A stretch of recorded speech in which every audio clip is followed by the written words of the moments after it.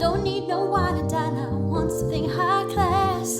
Like spending my nights at home, romancing the podcast. Take a deeper dive into these movies that are trash. Meet what's in a bookstore, and then we'll smash. Roll call. Todd. Paige. The other guy. Oh yeah, Mikey. Thank you for tuning into Romancing the Pod. You had us at hello. I'm Paige Wesley. I'm Mikey Randolph. And I'm Todd Schlosser. And this week I made you guys watch My Best Friend's Wedding. Yes. So was this the first time any of you had seen this before? Yes, I had never seen this before. Really? You hadn't? Okay. So what did you think, Mikey? First impressions of My Best Friend's Wedding? Not since Sweet Home Alabama has a movie been about a villain. Yeah, Cameron Diaz is the worst in this movie. I agree. She's terrible. I think Julia Roberts is worse than Reese Witherspoon. Julia Roberts is the fucking villain in this movie. No, she is. She's a terrible person. Yeah. And it is batshit bonkers to an extreme degree that I was not expecting from a Julia Roberts picture. Yeah. And I was just like, this woman is a psychopath. Yeah. I mean, all these people were famous and they had some really good parts, but I could not get into the movie because I was like, this is the most unhealthy depiction of a friendship I've ever seen in my whole life. Oh, yeah. So I saw this probably 20 years ago as a child. Yeah. And at the time, I was not super confident. I didn't feel like I understood how to talk to boys. And I definitely was that person who would end up more friendly than interest, whatever. And so I remember as a child really empathizing with Julia and being mad they didn't end up together. Oh, wow. Okay. And then in the past 20 years as an adult, I've been like, no, she's a monster. Yeah, she's a terrible person. What really struck me this time watching it is A, she is a terrible person. Yeah. B, he should not be marrying Cameron Diaz either. No, that's another thing I wanted to bring up, but you popped that cork way before I could. But absolutely, no one should end up together in this movie. Yes, the wedding should end, and also she should seek help because she is, she is the most selfish person I think we've ever seen in a movie on this show. Julia or Cameron Diaz? Julia. Agree. Yeah. Cameron Diaz is not selfish in this movie. No, but Cameron Diaz is not being truthful. She's not being honest about her needs and her wants for her life. She's setting herself up to fail in this relationship. Well, that's what you get for trying to marry a 20-year-old.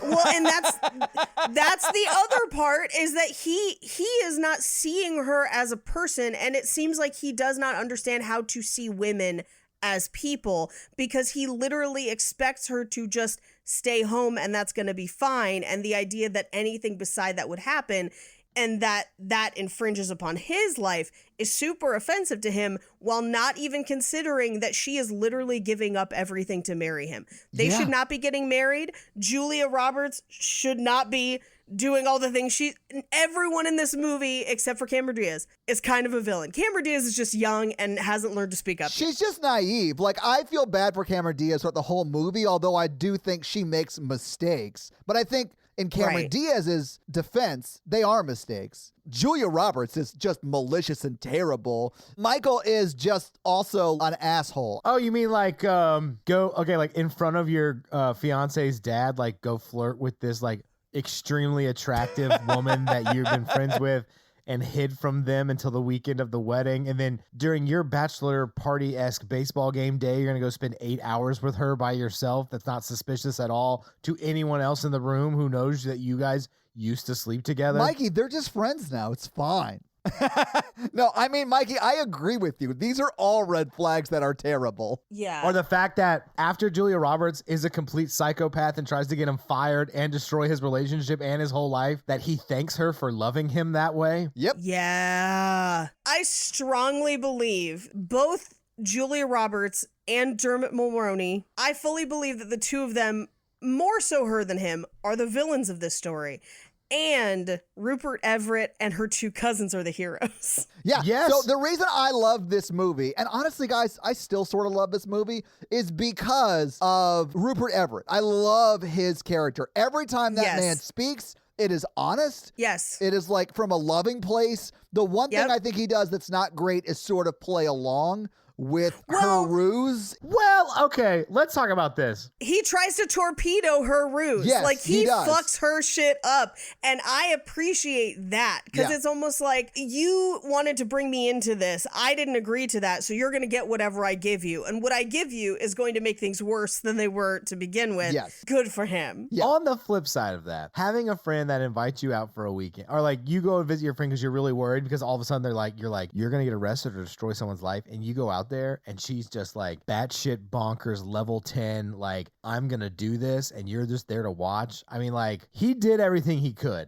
right? Oh, he Yeah. is a great character in this movie Yeah. because he gives her real advice, honest advice, and he tries to mitigate the terror that happens in this film. Yeah. But he kind of has this is one of my good friends. She's like a psychopath, and I'm here for it. I'm just gonna watch her destroy this whole wedding, and I'm gonna drink champagne, and I did my best to stop it, but if I can't stop it, I'm at least gonna enjoy this for the entertainment that it holds. But I think everyone needs a friend like Rupert because he 2 times in a weekend flew out there. That's like a 2.5-hour flight from New York to Chicago. Right. It's not super long, but that's 4 flights in a weekend just to like support your friend. That's amazing. Everyone needs a friend like that. I think he was trying to stop her. I think he was too, but that is also support. Like if you are Yeah, that's true. actively destroying your quote unquote best friend's life, you need another friend to be like, don't do this. Yeah. Like Todd, if you're like, I'm gonna do this, I'd be like, you can't do this.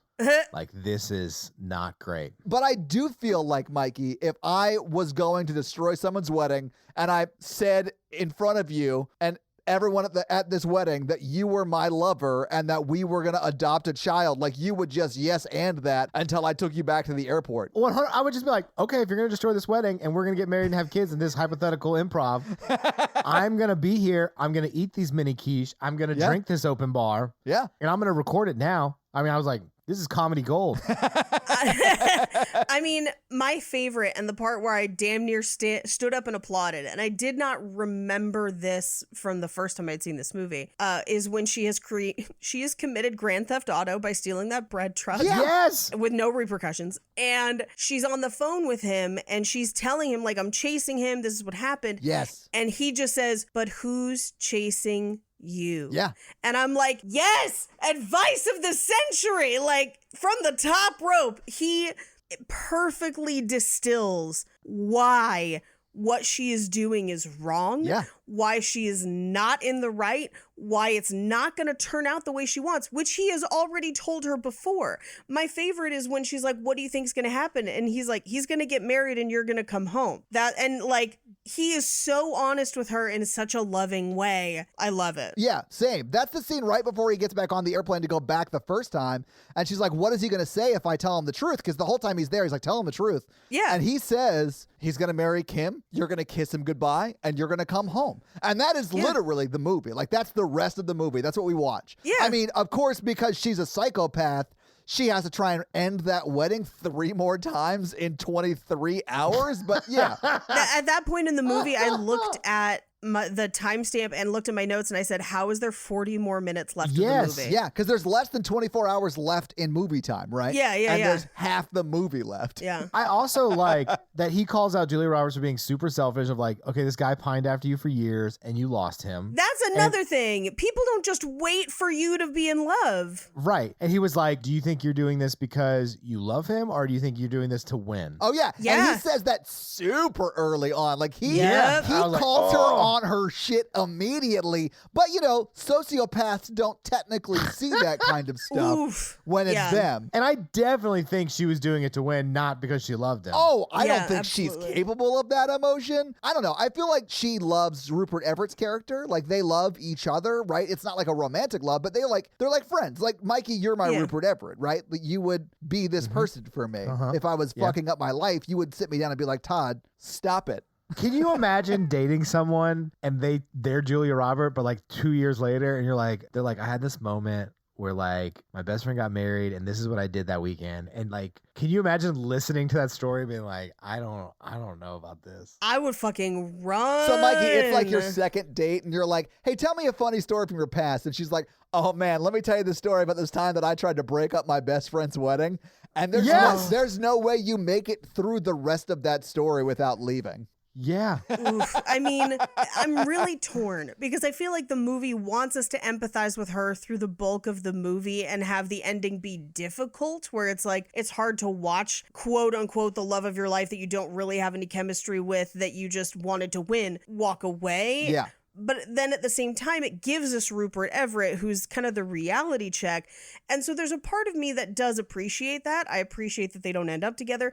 But then at the same time, there's this underlying current of a ton of other problematic things that this movie doesn't address. Like, he and Cameron Diaz will be divorced in a year. Like, 100%. I 100% believe that Julia Roberts will be Michael's second wife. She will not be his last, but she will be his second wife when he's about 20 or when he's about 32-ish is when they'll get married, I think. But yeah, I firmly believe they'll be together for about 3 years in their 30s. And then they'll get divorced, and then Michael will find someone else. See, here's what I think. I think they'll be together a little bit longer than that, but then they'll be that divorced couple that is divorced but amicable forever. Yeah. Which will impact their ability to have relationships with other people because they don't have healthy boundaries with that friendship. Yeah. I don't know why you think that they can't have healthy boundaries having watched this movie, Paige. I agree with you, Paige, that there's a lot of stuff they don't talk about because they can't talk about it. Because I didn't even notice half of those issues when I'm watching the movie just because of how big a fucking sociopath Julia Roberts is. Like, I don't even notice the problems in Cameron Diaz because I'm just like, I can't even pay attention to those conversations with Cameron Diaz because of what just Julia Roberts said or did. Because I'm like, that is insane. It is. Did you pay attention long enough to realize that one of the cousins was Carrie Preston, who played Arlene on True Blood? I didn't know that. That's amazing. It took me like half the movie where I was like, she looks so familiar. I can't figure it out. And then it's when she's telling the story about her sister getting her mouth stuck on ice genitalia that she's just like, yeah, who knew? And I was like, oh my God, Arlene. I just like...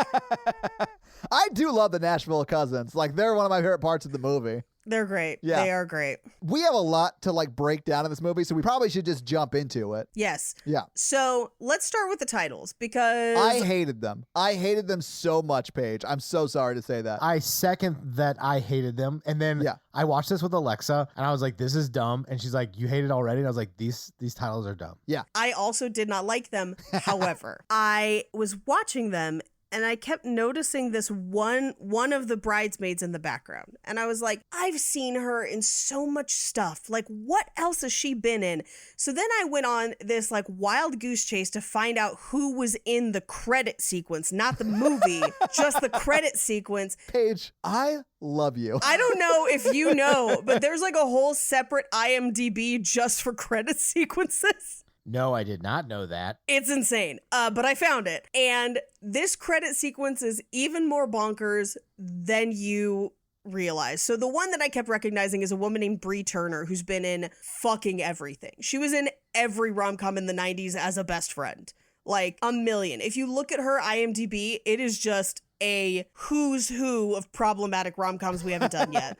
Those are 90s rom-coms right there. Yep. But then also, this opening, the title sequence was directed by PJ Hogan, who directed Muriel's Wedding and Confessions of a Shopaholic. It was choreographed by Toni Basil. If you don't know who Toni Basil is, really? Yes, she's a very famous choreographer, but she is also famous for being a one-hit wonder with her song Mickey. Very famous. Mickey, You're So Fine. Yeah. Yes. Yeah.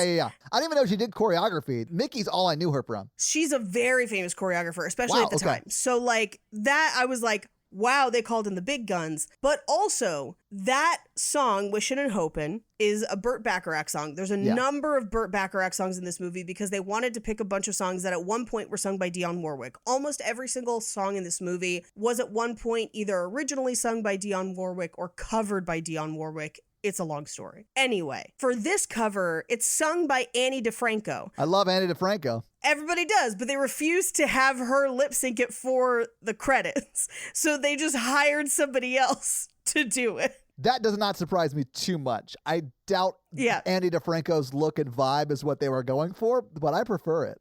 Yeah, honestly. Anyway, so that's the credits. Yeah. We haven't even gotten to the movie. That's just what happened in this bonkers ass credits with a woman in a wedding dress and 3 women dancing behind her who are not in the rest of the movie. That wedding dress, by the way, is Rachel's wedding dress from Friends. They got it out of costume storage. Oh, wait, it's the actual one? Yes, What? it is the actual one. God damn, this fucking title sequence. Anyway, so a bunch of crazy shit happens before this movie even happens. And at that point, I was like, what the fuck are we about to watch? Here's the other thing, too. The aesthetic of that sequence is very, but I'm a cheerleader. Yes, it Yeah. is. And then the rest of the movie isn't stylized at all. And No. I'm just like, why did we do this? Like, why is this here? Anyway, so we cut to a very busy restaurant during the dinner rush, and we're watching them make the food for a VIP table. We cut over to that table and we see that it's Julia Roberts and Rupert Everett at dinner. And then we cut back into the kitchen where we hear the chef say, I need this special meat right now. Yeah, he does. But then also, I will kill your whole family if you don't get this right. You know what? Okay, so in all fairness, I worked in a restaurant while I was in college. That shit happens all the time. Absolutely. That is every the day. most normal thing that happens in this entire movie. I talk like that at work. If you don't get off that goddamn bridge, I'm going to murder your whole family. No, I was talking to the counselors that I schooled. Oh, my bad. That probably is more appropriate, question mark. If anything, I would say his delivery is too calm for what I have experienced in kitchens. Yeah. Where he's just calmly saying it. He doesn't have like a head vein pop in or anything. This is not a joke, and I'm not going to say who it was, even though I'm friends with them on Facebook. I once heard my manager at Ruby Tuesday say to a cook, if you don't get me that, I'm going to make sure you get syphilis. It goes undiagnosed, and then you lose your nose. Jeez, I that's was like, complicated. Holy shit. That's like some Napoleon level shit. I love I that. mean, that's Napoleon level shit in a situation where the other person has a knife. Like, come on, what are you doing? Yeah, he was back in the house manager, so he had a few knives on him. There you go. Yeah. All right. They were friends. Yeah, no, of Restaurants are course. just a weird place, man. One of my favorite things about people yelling in the back of restaurants that I've only seen in that and occasionally retail is when someone, because they are all friends, tighter bonds have never been made. And they're just like, I'm going to fucking rip your dick off if you don't get me that Chateaubriand in 2 seconds. Thank you. And it's this like scream, scream, scream, scream, scream. Thank you. That is so true. That is as true as managers are banging all of the wait staff. Oh, yeah. Yeah. I mean, yeah, that's true of pretty much. I never worked in restaurants. I worked next to a test kitchen. And it wasn't really true of the test kitchen I worked at, but all my friends who worked at restaurants, that was the case. In retail, everyone's either, a lot of people sleep together in retail or do cocaine to stay up to do multiple shifts. Yep. But my favorite retail-ism, as far as the things we shout at people, is retail employees will talk to each other, and then the second a customer comes in, they have to greet that customer. So it'll just be like, I don't know, he was fucking her and I didn't know what was going on. Hi, how can I help you? Anyway, so she was passed out in the back. There was a manager where I worked I worked there for 2 years, and he slept with like probably 7 or 8 different waitresses, Jeez. and then got one pregnant and married her. Oh, It's hope what I they're call happy. the Mikey approach to dating. yeah, that's how you know which one's for you.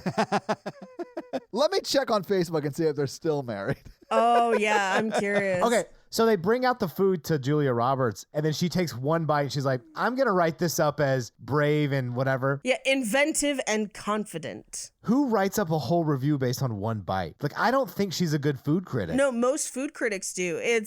Because they'll serve them a tasting menu usually.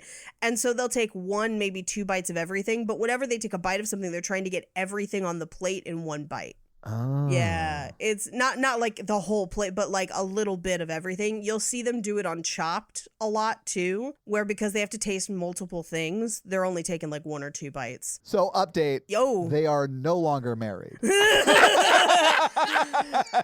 I didn't say their name, did I? No, you did not. Okay, good. No. But what you are saying is that they've 86'd their union. I got 86 on Union? Really, that quick? Yeah. Oh, man.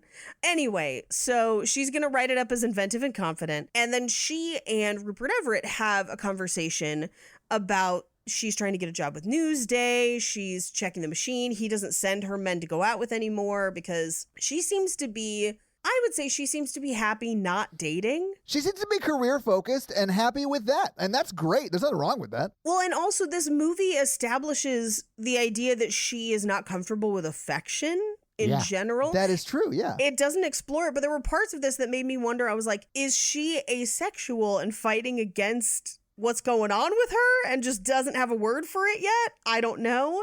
Oh, I thought it was more like a trauma thing. Yeah, I thought trauma too. That could be that too. It just never talks about it. The movie doesn't explore any of why she might be feeling this way.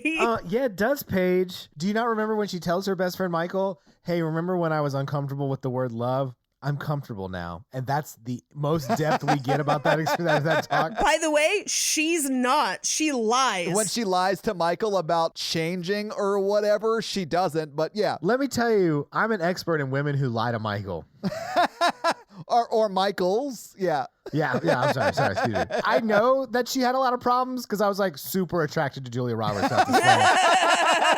I was like, oh, okay. Well, she's like complete psychopath. I'm like, okay, cool. In the right light, yeah, her hair looks red, and I was into it. She looked real good this movie. Yeah. She's beautiful in this movie. She's gorgeous. She still is. Like, she's a gorgeous woman. She just has real problematic, because here's the thing, the reason that she says she's comfortable with love is because she's identified that that's something he needs. Yeah, like a sociopath. Yes. Yeah. At a certain point in this movie, I'm like, she should go home from this wedding and immediately go to therapy, because Not a little holy bit. shit, a Like lot a lot of therapy.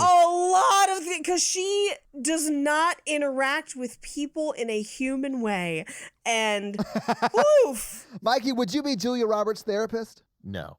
Oh. because then you couldn't have sex with her. Exactly. But that's how I knew she was like off base, because I was like, okay. So she calls home to check her answering machine, which is a very old task. And I was like, She does it from a cell phone. So to me, it was really like funny because it's like this new technology calling like an archaic technology. It was very funny to me. well, and also one of my favorite parts is everyone's cell phone looks the same in this movie.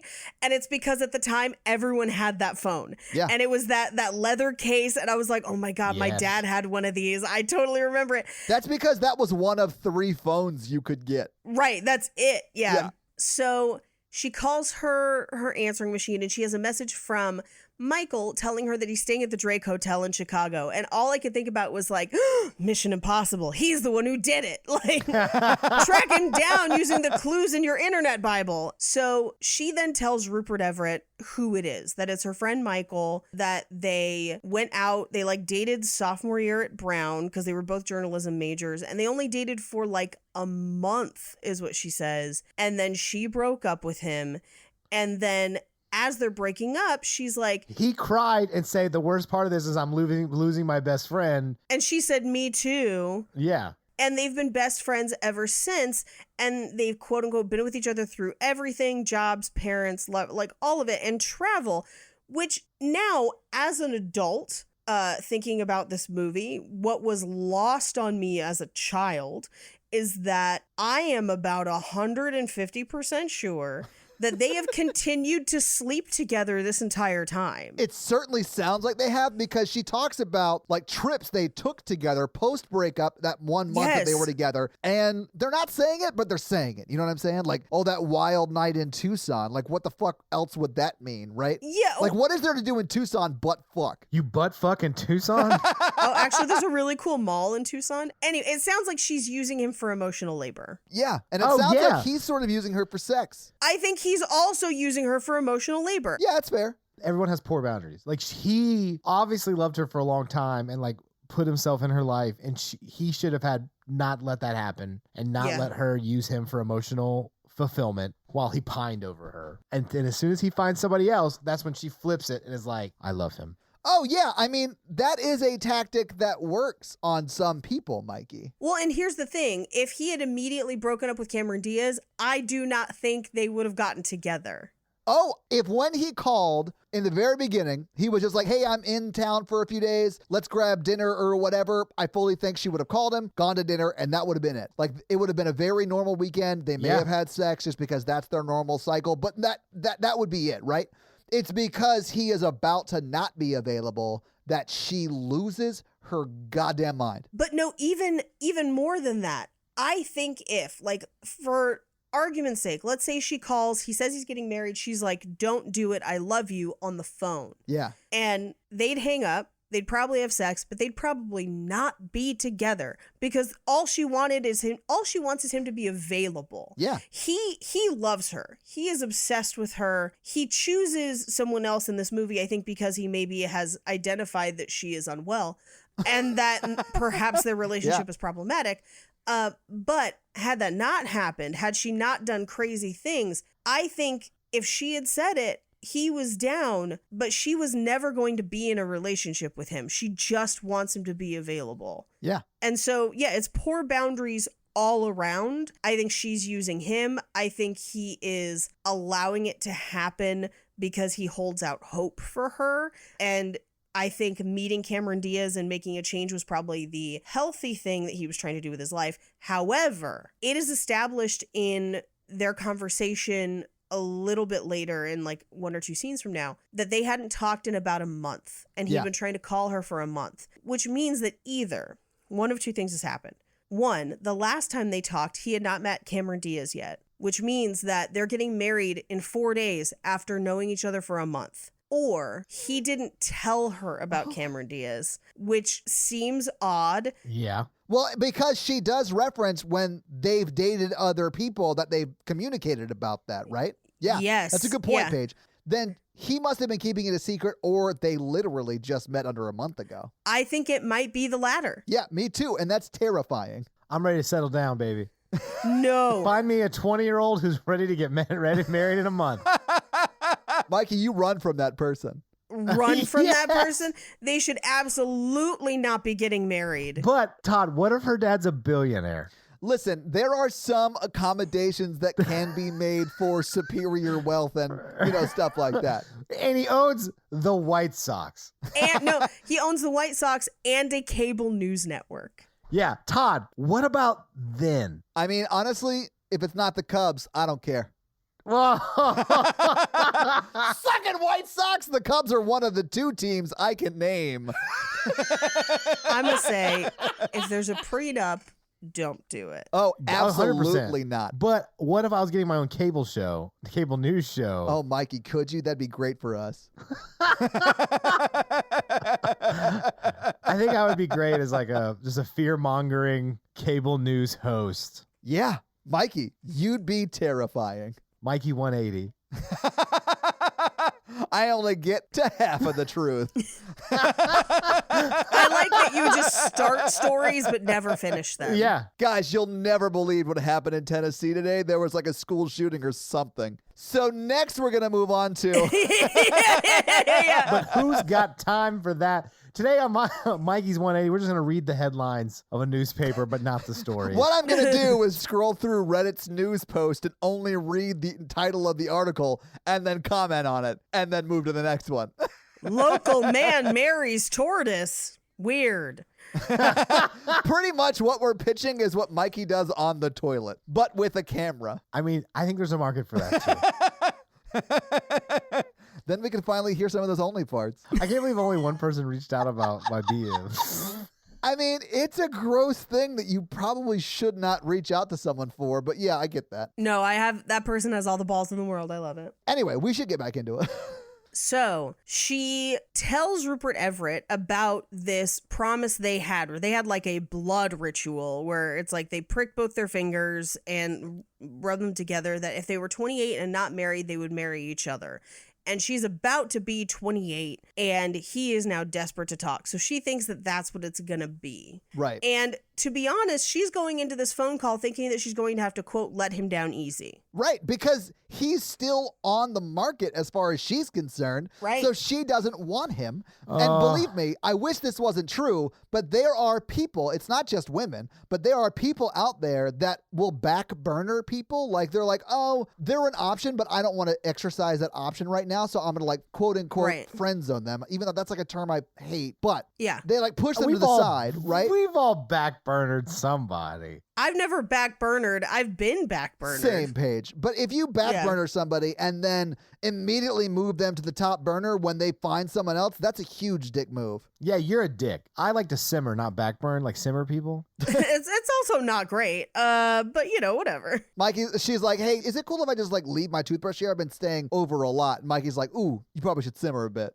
No. I mean, like a normal thing. It feels weird. It shouldn't, because normal. We went for a walk today. You and Alexa? Yeah. That's great. Was it weird? Like, No, it's great. I'm having a great time being in a normal thing. oh, so you just brought it up? Yeah. Oh, Okay. I just meant like, I'm doing stuff like going on walks randomly. Anyway, what we're doing? Oh, yeah. So she realizes he's not going to be single anymore, and she like immediately flips the switch and goes completely bonkers. Well, yeah, so she calls and gets through, and they talk, and she's like, hey, I bet you're calling because of this. And he's like, no, I met someone. We're getting married. And she immediately loses her shit. Yeah. Immediately. she falls off her bed. Yeah.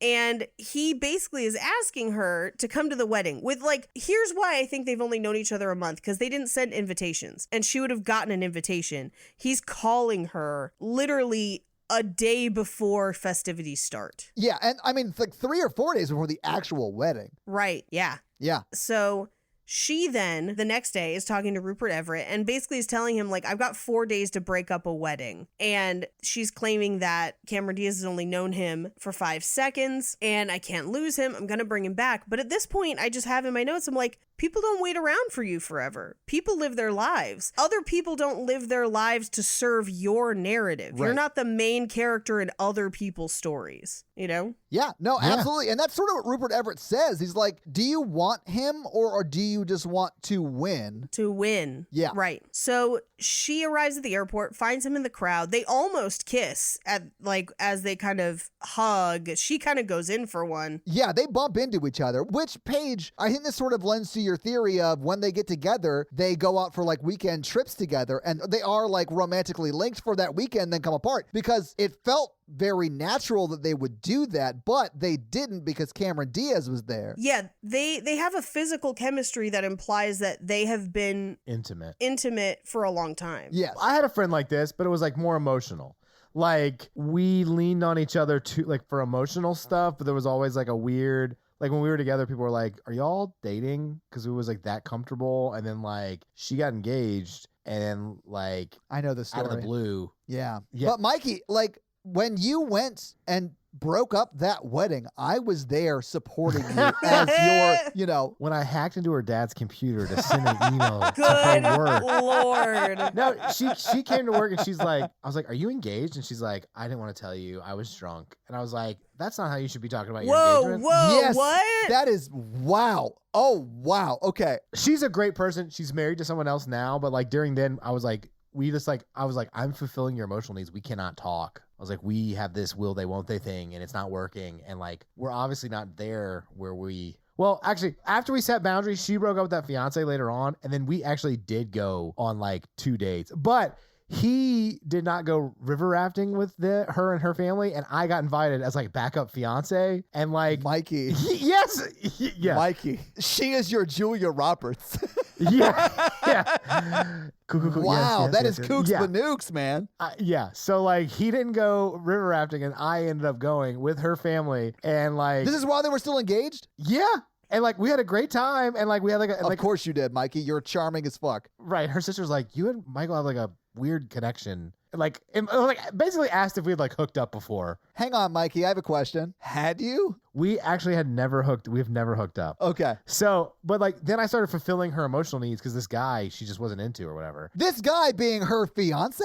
Yeah. So Okay. we both decided healthily we couldn't talk or hang out anymore. Right, and then she broke up with that fiance. Yeah. You guys and dated then for we went 2 on dates. 2 dates. Yeah. And then and then we were like, this is just not working out. Good. I mean, honestly, that's fine. Like, But we knew each other for years and it got weird. yeah, go on 2 dates, see if it works. If it doesn't, that's great. Move on. And it sounds like she did because she's married to somebody else now. Yeah, she's married to a dude now. They just bought a house. Wonderful for them. Yeah. That story is rambling. You can just edit the fuck out of that or edit it out. Sorry. No, I'll leave it in. I think it's good. There's some funny Yeah. stuff in there. We'll pull it out. But I never pull it out. That's a bad idea. You'll get syphilis and your nose will fall off. If I lose my nose, I'm going to get a fake toucan nose. Oh, Mikey, I can get you one of those right now from Party City, and it will be awesome. And then you can just run around being like, ladies, follow your nose. Pheromones will get you. You know what's just as big as this nose? The popularity of Fruit Loops. I love Fruit Loops, and you're ruining it for me right now. Every time you think of Fruit Loops, think of Mikey's dick. No. Because it can fit in the hole of the Fruit Loops. Oh, so mean. I love you, Mikey. I'm just joking. And just because of that, I will now ruin Fruit Loops for Paige. No. Just imagine me on a kitchen table, squatted down, stirring the bowl of milk with my dick, wearing a toucan nose. God, I am so hungry for Fruit Loops right now. Is that weird? You monster. They call it the Fruit Loop tea bag. No. They call it genital mills. It's made by the company Genital Mills. Yeah. That's actually how they turn Fruit Loops into Apple Jacks. Oh, Kellogg would hate this. Yeah, because Kellogg originated as a company that like made foods that would make you not want to masturbate. Like that is 100% why that company started. Google There's it. a food that exists like that. It's called a 32-ounce steak. Mikey, I was just about to ask, what's your food that makes you not want to masturbate? Honestly, I'm so glad he answered it. Paige, what is yours? Chicago deep dish pizza, which I love, but like I could eat enough of it that I won't move for Yeah. days. And Yeah. so like it's that like I'm so full I can't even raise a hand to my pelvic area. I, first off, can't believe we're finally having this conversation. Secondly, for me, it's really just any pasta that tastes good. Because I'll eat too much of it, and then Natalie will look at me and I'm like, I can't. Not unless you want me to throw up. And that's even if, like, I'm not doing most of the work. You know what I'm saying? Like, If you give me like scalloped potatoes, a big ass steak, Yes. Yeah. like a fucking old fashioned and a Diet Coke, and then like some sort of like fancy frou-frou creme brulee dessert, Oh, he's got a whole menu. she would turn to me and be like, do you want to have sex? And I'd be like, do I want to let down my body from the perfection that I already had at dinner? let's face it, baby. There's no way we're topping dinner. Yeah. This is why Mikey has his theory of have sex before dinner. Yes. Yes, absolutely. It absolutely works. Yeah. An acetizer. Mikey, god damn it, you're a genius. I honestly, Mikey, I think the three of us should write like a dating tip book. And 100% acetizer is going to be like rule 6. Yes. Right behind don't trust the Fae. Fuck anything that floats. Whatever Paige's rules were in the Blair Witch Project episode. That shit was so funny. Avoid tiny windows. Yeah. Don't trust the Fae. Fuck anything that floats. If you're unavailable all of a sudden and she takes interest, avoid. Yeah. Yeah. Speaking of that, maybe we should get back into this bonkers ass movie. I So know. she decided to trust the Fae. Problem number 1. Because remember, she was Tinkerbell. He should have never trusted the Fae. Oh, I love But he Hook. gave her the clap. That's how Robin Williams brought her back to life, Paige. I know. He gave her the clap. How dare you sully one of the best movies ever made on this earth? You're doing it, Peter. You're No. giving Yeah, her he the was. clap. Everyone knows it's called Bangarang. Stop it. We can all agree that she looked way too sexy in that movie, right? Like that made little boy Mikey like real, like, oh, I'm growing up. That was the beginning of my redhead affection. I was, oh. Oh my God. she is a member of the Fae. She's going to steal him, break up the wedding, and replace him with a changeling. Don't trust the Fae. Her plan is clear now. Don't trust the Fae. So the movie, they almost kiss at the airport, but they don't. And Cameron Diaz comes up and instantly is like actively trying to be her friend. Yeah, I mean, I feel like that is the smart play in this awkward situation that your fiance has put you in. Yeah. I don't know. I think I'd have to be honest with my feeling. Like if they're like, here's my best friend, and he was like some gorgeous, like rock solid straight dude, I'd be like, I don't know. That she's had sex with, Mikey. I mean, Yes, in yes. that situation. I mean, Michael and Julia Roberts are clearly sexually active together, right? I mean, here's the thing. I am on good terms with an ex, but he didn't get invited to the wedding. Like, And he, I'm sure, understood why and was okay with it. oh, it would have never even been a question. Yeah. Like, it was fine. I do think it's possible to have friends of the opposite sex. I have many.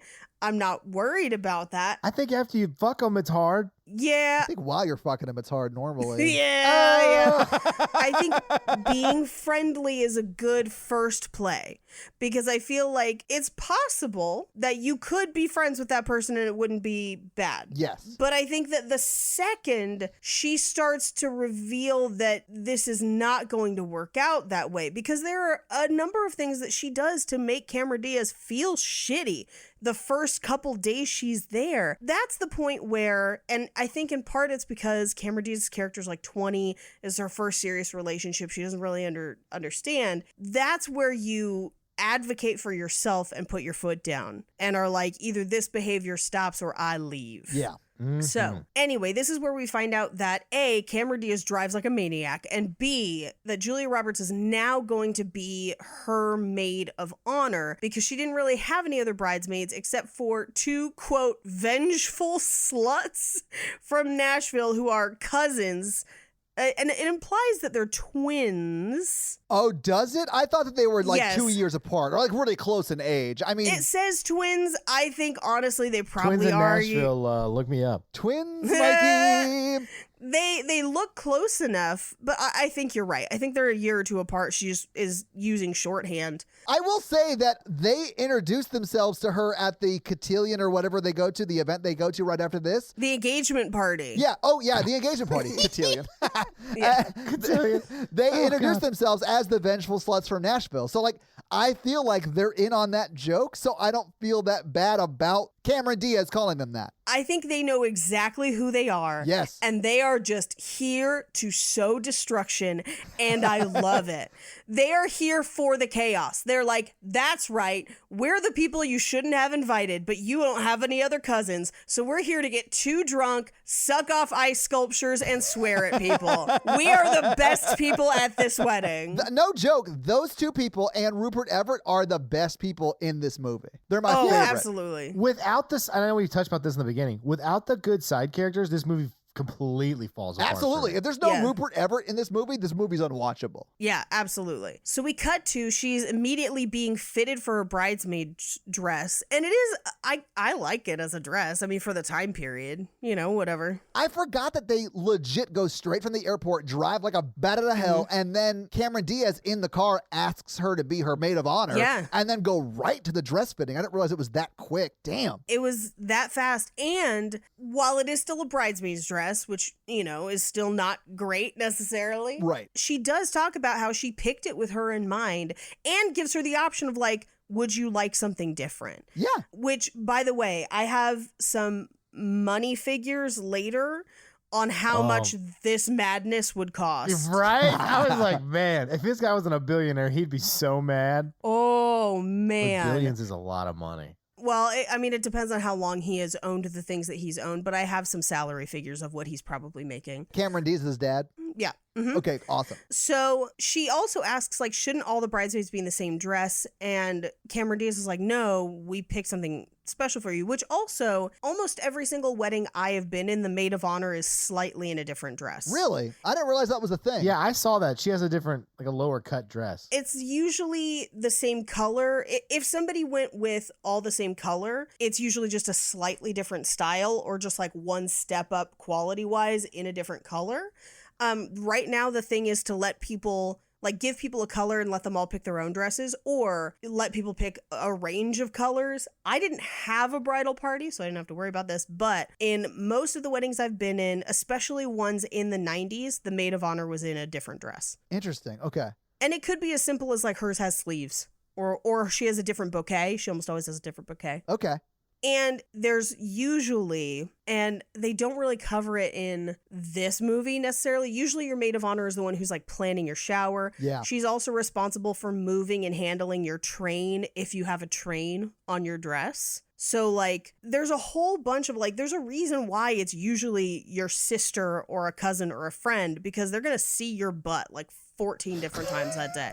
Tell me more. Yeah, tell me everything. Let's get into it. It's because you can't go to the bathroom. They have to lift the dress around you. So your maid of honor is usually the one holding your dress up while you pee. This is why I had a comfortable short dress. Yeah. I was able to pee on my own. Anyway, It's something she's been bragging about a lot. Yeah, Yeah. you're a big girl now. I'm a big girl. I peed on my own. So she is clearly uncomfortable. She goes to step down to get out of the dress to go change and rips the dress as she steps down, which Yeah. means that dress was constructed badly because you should be able to walk in it. Yeah, absolutely. Bad seamstressing. Yeah, what are they going to wheel you around in a dolly the whole wedding? You're going to have to walk in those dresses, ladies. Don't laugh. People have done weirder shit. Anyway, so she is changing and he walks in on her without her being dressed, like doesn't knock anything. And this is the first time I feel like Michael is being inappropriate, which, I mean, we're like 5-10 minutes into the movie, but Oh, yeah, we're not far at all. And he's like, oh, I've seen you more naked than this. Yeah. Well, and Andy says you look really good without your clothes on. At this point, this is what fulfilled my theory of they have a current sexual relationship. Yeah. Or current as of a month ago. Yeah. You know? Absolutely. Or the last time they were physically together. Right. Yeah. And she calls George and just says, she's toast, and like hangs up the phone. And you're just like, oh, that's not good. But we cut to her and Cameron Diaz going back to the hotel, and they're going up to the engagement party. Yeah. Which the fact that they're having an engagement party 3 days before the wedding should tell you how fast this is happening. Oh, I didn't even think about that, Paige. You're right. Like, they literally just got engaged like a week and a half ago. Yeah. Cameron Diaz is pregnant. There's no reason why they should be getting married this fast. It's bonkers. Maybe that's why he's stuck on her staying home. Maybe. Oh, I mean, man. it doesn't reveal any of that. Well, there's no time because you're watching the movie through the lens of a psychopath. Yeah. Yeah, it's just not something that she focuses on because it doesn't matter to her. She doesn't care whose life she ruins. Right. And so she and Cameron Diaz in the elevator are talking about like all of these traits that he has, which is a very strange, like comparing notes with someone who has slept with your significant other, Yeah. which I understand that there are people in relationships that are more comfortable with that, where that would be the norm. It would upset me a lot if it was me. And they also talk about his snoring to the point where I'm like, oh, he fully has sleep apnea. He's going to die in his sleep soon unless someone addresses that. He's got to see a doctor. He needs to see a doctor. But as they're talking, Cameron Diaz stops the elevator. And she has this very interesting speech of like, I understand all of the reasons not to be with him or, you know, downfalls. She's like, and then I threw it away because he's a person with faults and everything, and I have faults too, and we're just people. And I was like, way for Cameron Diaz to be one of the only people talking rationally about how relationships work. And she's like 21 or 20 in this movie. Right. And she then confesses to Julia Roberts. She's like, I am jealous of you because he has put you on a pedestal and I will never be you. Yeah. And Can't put it on a pedestal. dude, the fact that she has to say that and is put in this position is rough. That wedding shouldn't be happening if this is still an issue, is what I would think. I mean, it shouldn't be happening for a lot of reasons. Yeah, but she's pregnant, Paige. They're being forced into it by her rich-ass parents. Yeah, they're like locked into this. Yeah, I mean, It's maybe. got to be that.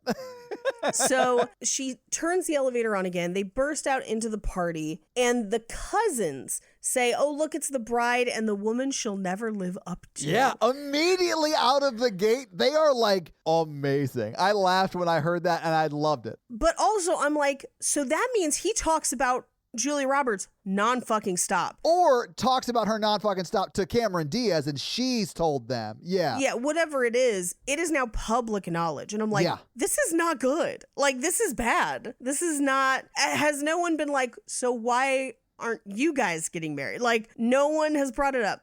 I don't know. Anyway. It's not great. It's not great.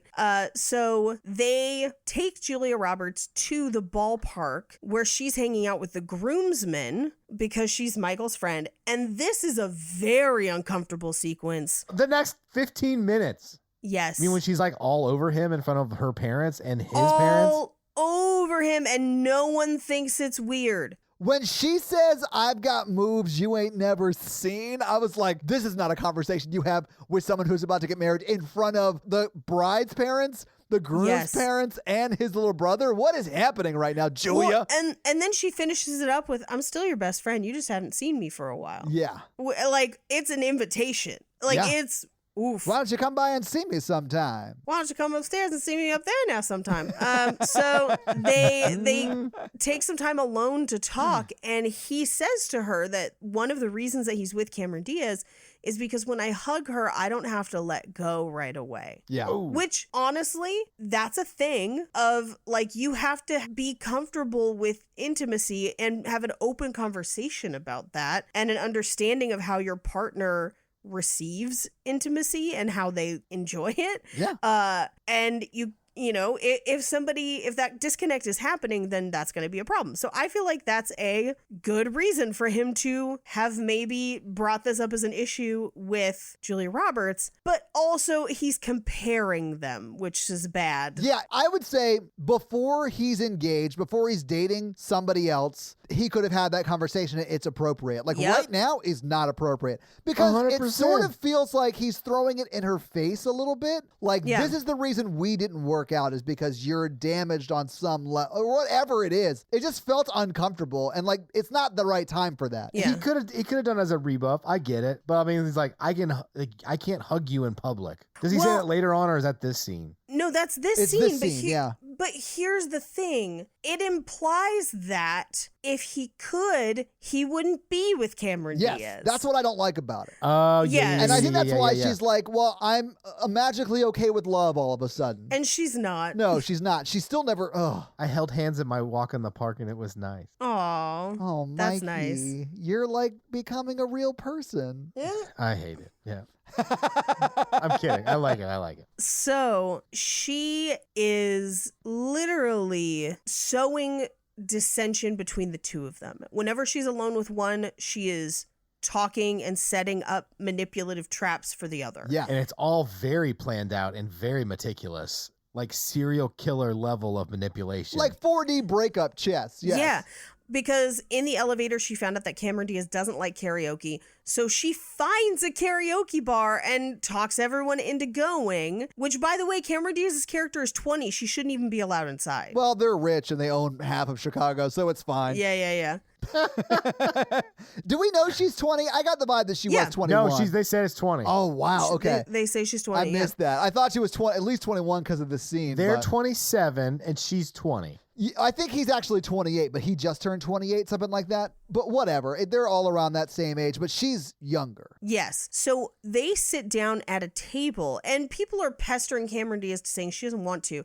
But while that's happening, Julia Roberts and Dermot Mulroney have this conversation about some night in Florence. They order drinks for each other. They are, for all intents and purposes, operating as a couple. They're on a date. They're on a date, Yeah. and they are shutting Cameron Diaz out. Yeah. And she even says, like, she leans in and she's like, I like Florence. And Yeah, then- I've been there. And then It was Julia nice. Roberts, like, starts to pay attention to what, like, is actually happening. And then she's like, well, you should take her there sometime. And does sort of try to include her, but I think in a manipulative way. Yes. I was like, she's not trying to include her. She is trying to actively point out the things that she has had with Michael that Cameron Diaz will not. Yeah. That's what she is trying to point out.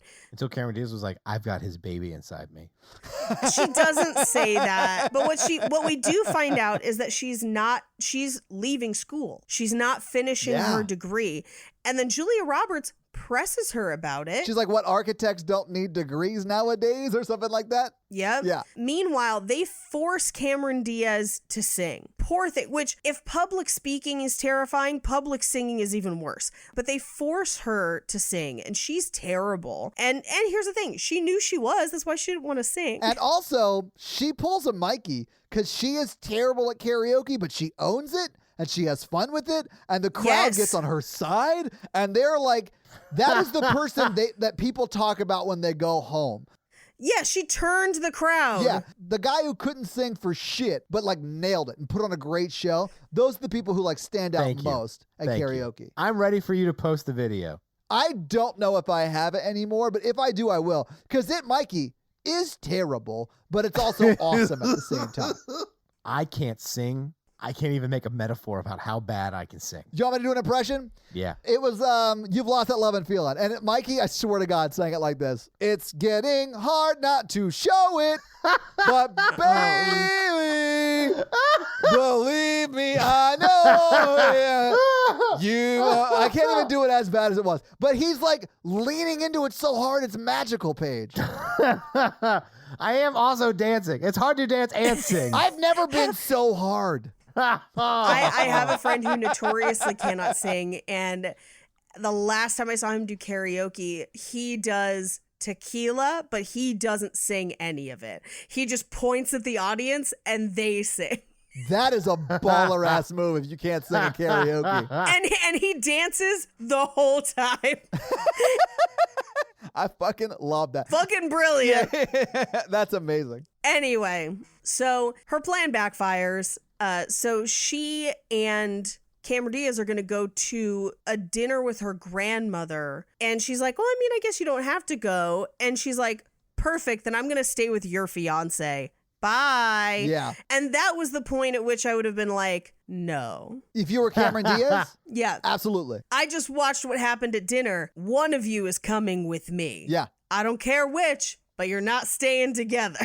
Like, nope. So we cut to them sitting on the train steps eating hot dogs later. And she basically is like, yeah, I was shocked when I found out you were getting married. And she's kind of like, well, she's okay. And then she implies, this is where she sows the seed of destruction that will bear out through the rest of the movie. She talks about how she's leaving school to follow you around, and how long do you think it'll be before she'll want you to settle down and work at her dad's company? Yeah. Which, by the way, would be an amazing job. Like, and it's not a bad job, you know, like. Yeah, because he's what, like a sports columnist? He's a sports writer that travels around. He's traveling, she says 52 weeks out of the year, which I'm sure is an overstatement, but I'm sure it's a lot. Like those, in some positions, like they travel like 35 weeks out of the year, which is an insane amount of travel. If only she would have known in 5 years, his job would be obsolete.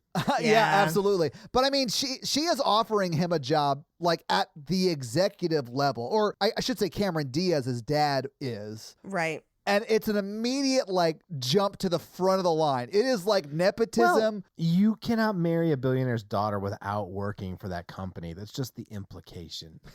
I know, I get it, but like I feel like Cameron Diaz has good reasons for wanting him to take that job because she doesn't want to have to give up her life. She even brings it up a little bit later. Like she brings it up twice. She doesn't want to drop out. I mean, like she doesn't like being pregnant. I get it. She doesn't want to drop out. She doesn't want to have to travel all the time. She wants to set up a home and have a like family, and she wants him to be in town most of the year. So like I get all of that. Yeah, and I would say you shouldn't have to, if you are marrying somebody, one person shouldn't be giving up everything for the other person. It should be some sort of compromise. I do like to give it up. But does she like to give it up as much as you like to give it up, Mikey? I'm sure she's out there.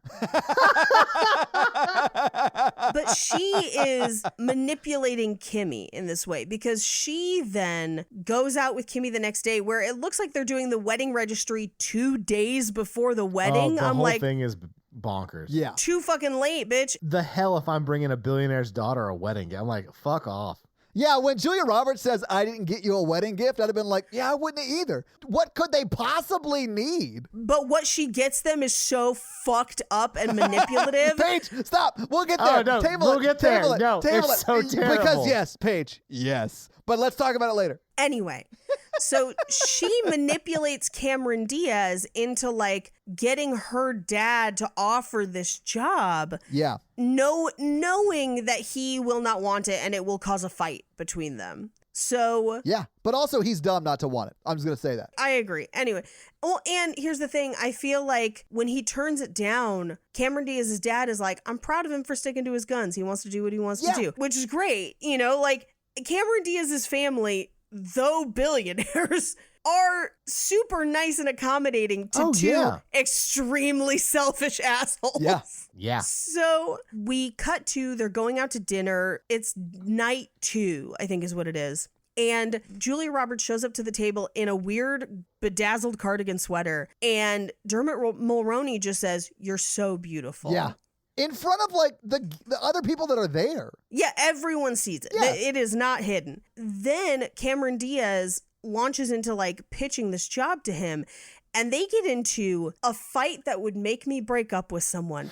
At a certain point, he is just yelling over her and not allowing her to speak. Yes. Okay. So this is like the first sign to me that they should not be getting married was in this scene. Yeah. I was like, oh, she's having to give up everything for this baby and not her pregnancy. I mean, Michael's character. Yeah. And like, it's terrible. And he treats her like shit in this scene. Yeah. Yeah, I mean, I think you could tell a lot about a couple about how they argue. Yeah. Well, and he treats her like shit. He literally screams at her across a table in front of a room of people. Yeah. That's not appropriate anywhere, but he does it in public, which makes it a little bit worse for me. It's extra. He screams at her until she cries and apologizes to him for literally suggesting that he could take a job that is still in his same line of work because it's a cable sports network. Yeah.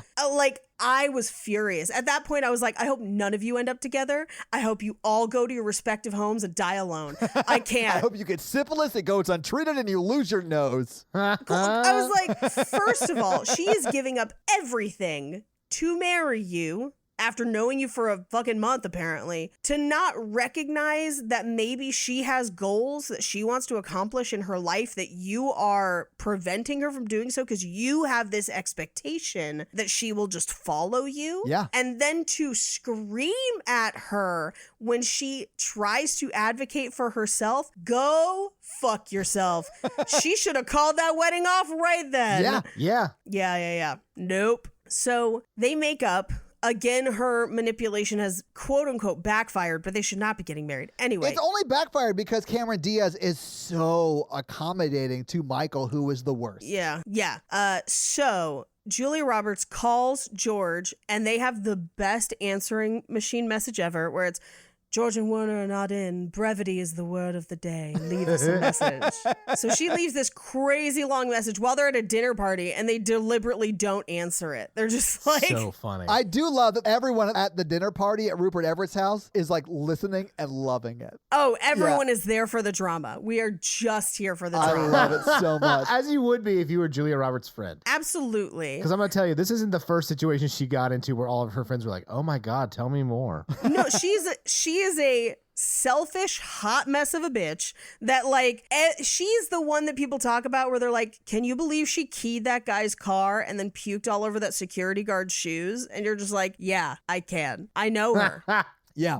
That's the least surprising thing I've heard about her. Yeah, there's a reason we don't go to brunch anymore. That was brunch? Sorry. Hey, if you do it right. So I once had to stop my friend's girlfriend from peeing on a police officer's car downtown Nashville at about 8:30 at night while the cop was sitting in the car. She was that drunk.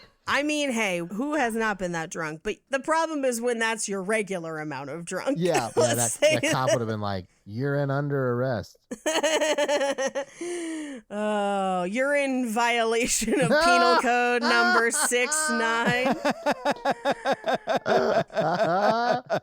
Nice. Yeah. Anyway, we cut to the next morning and she has raided the minibar, which would have cost somewhere in the neighborhood of $400 charged to the room, to the wedding party, which I know they have more money than God, so it doesn't matter. But I do want to break down how much this wedding costs for it to potentially not happen. Oh, I anyway, can't wait. So it's Rupert Everett pounding on her door. Yeah. He gets her up, takes her face mask off because she was wearing like a mud mask. Yeah. And he is basically there to like, hey, I'm here to make sure you don't light the world on fire. So, and he asks her about Cameron Diaz. And she says something really important, which is, if I didn't have to hate her, I'd adore her. Yeah. Which is like, she's so hell-bent on winning. And this is where he asks her, does she really love him, or is this just about winning? Yeah. Yeah. And she says in the beginning it was just about winning, but now when I'm with him, he's so wonderful because he's terrible to Cameron Diaz. But here's the thing. The beginning was yesterday. Yeah. Literally yesterday, yeah. I hate that in this scene, Julia Roberts does admit that Cameron Diaz is a great, sweet person, but she has to destroy her. Yeah. Like, she is Cruella de Vil level evil in this movie. She's like the Dexter of relationships. But not her relationship, other people's relationships. Well, this is like, what was it? Something Borrowed, where her whole thing was like, I'm a good person, but love transcends all. And you're just like, no, what? You are mean to a lot of people. Like, sure, she's also, you're all awful. I don't think I've seen Something Borrowed. We did it on this show. Oh my God, that's embarrassing.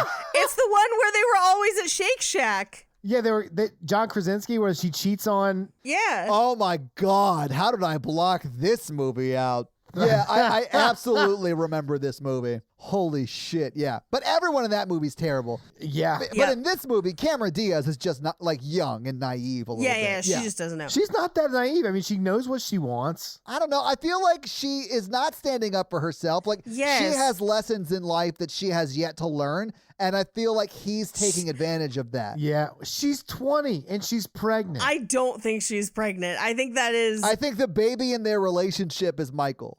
Michael. Just like the baby on this podcast is Michael. Wow. I think the pregnancy is a fan theory. Don't make me put my toucan nose back on.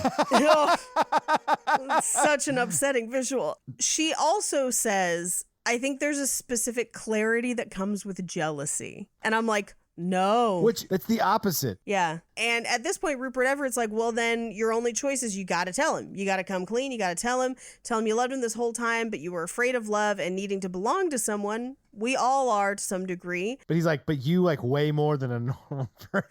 Yeah. He's like, we all are in some degree, but you're like really fucked up. Right. And he basically is like, tell him the truth. That's the only option. You can't keep being a manipulative, evil person. You have to tell him the truth. So we cut to, she goes to a suit fitting and he sees her kissing George. She goes to tell him how she feels, and his suit is currently being tailored, which I don't know if you know how long it takes to make a suit from scratch. 12 hours. He is getting married in 12 hours. Oh, it's probably more like 24 hours. 24 hours, But still, like, that is an insane turnaround for a suit. Well, and they're not just tailoring the suit. This is a custom-made suit. Yeah. And we know because at one point she pulls out one of the tailor's tacks and the sleeve falls down. Which would be normal in that sort of situation, but it's just funny. Yeah. There's also, I'll point it out later, costume because she is also wearing a pantsuit. Yeah. That's her outfit. And previously her pantsuit had rolled up sleeves, and you can tell because they forgot to take the tailor's tacks out of the sleeves of her pantsuit. Oh, yeah? And you can see it in a ton of shots. It's like glare. There's like a fold, and then you can see the tailor's tacks. It's super obvious. That's hilarious. I love how Rupert Everett in this scene in the background is just fucking with a mannequin, like Yes. trying to like fit in or whatever. Well, and she's like waffling. She's not telling Dermot Mulroney what she needs to. And it's not until he's like, who the hell is that guy? Where she's just like, oh, that's George, my editor. And then she spins this whole yarn that we don't see. We just see the aftermath of her and George being engaged. And so George plays along, but with his own rules, which is chef's kiss. But in the cab on their way to, it's like a Brunch. lunch. Yeah. Yeah. He asks, he's like, I always thought your editor was gay. And he's like, no, I just pretend to be gay to get women. And you're like, I don't think that works. And she was like, it worked on me. yeah. I know for a fact, because I've been told this to my face, that a girl was not interested in me because she thought I was gay in high school. There you go. Did she go to the Blair Witch with you? There were a bunch of guys there. I figured you were on a date with one of them. She reached out to me today on Facebook. Today? Uh-huh. And she said, I just want you to know that episode's hilarious. You have great hair too, and have a great summer. She signed your yearbook, Mikey. Rachel is a super nice person. She honestly didn't reach out to me, which is probably appropriate. I asked her, her husband, and 4 other guys if she wanted to go to the movies with me. If you want, I can give you Eric and Dustin's number. And then she signed his fear book. So they go to the wedding rehearsal. So this is the wedding rehearsal. The lunch after it is their rehearsal lunch. You know, usually it'd be a lunch or a dinner or whatever. And she tells him to underplay it, and he overdoes it immediately, and it's the best thing in the world. Yeah. Because everyone, he's just like schmoozing with Kimmy and her mom. At one point, he's just the shoes, the purse, all of it. I love it. Yes, of course I'll go to lunch. Everything he says is like smooth as fuck because they invite him to lunch or whatever, and then Julia Roberts is trying to get him to leave, and she's like, "What about your flight?" And he goes, "Canceled."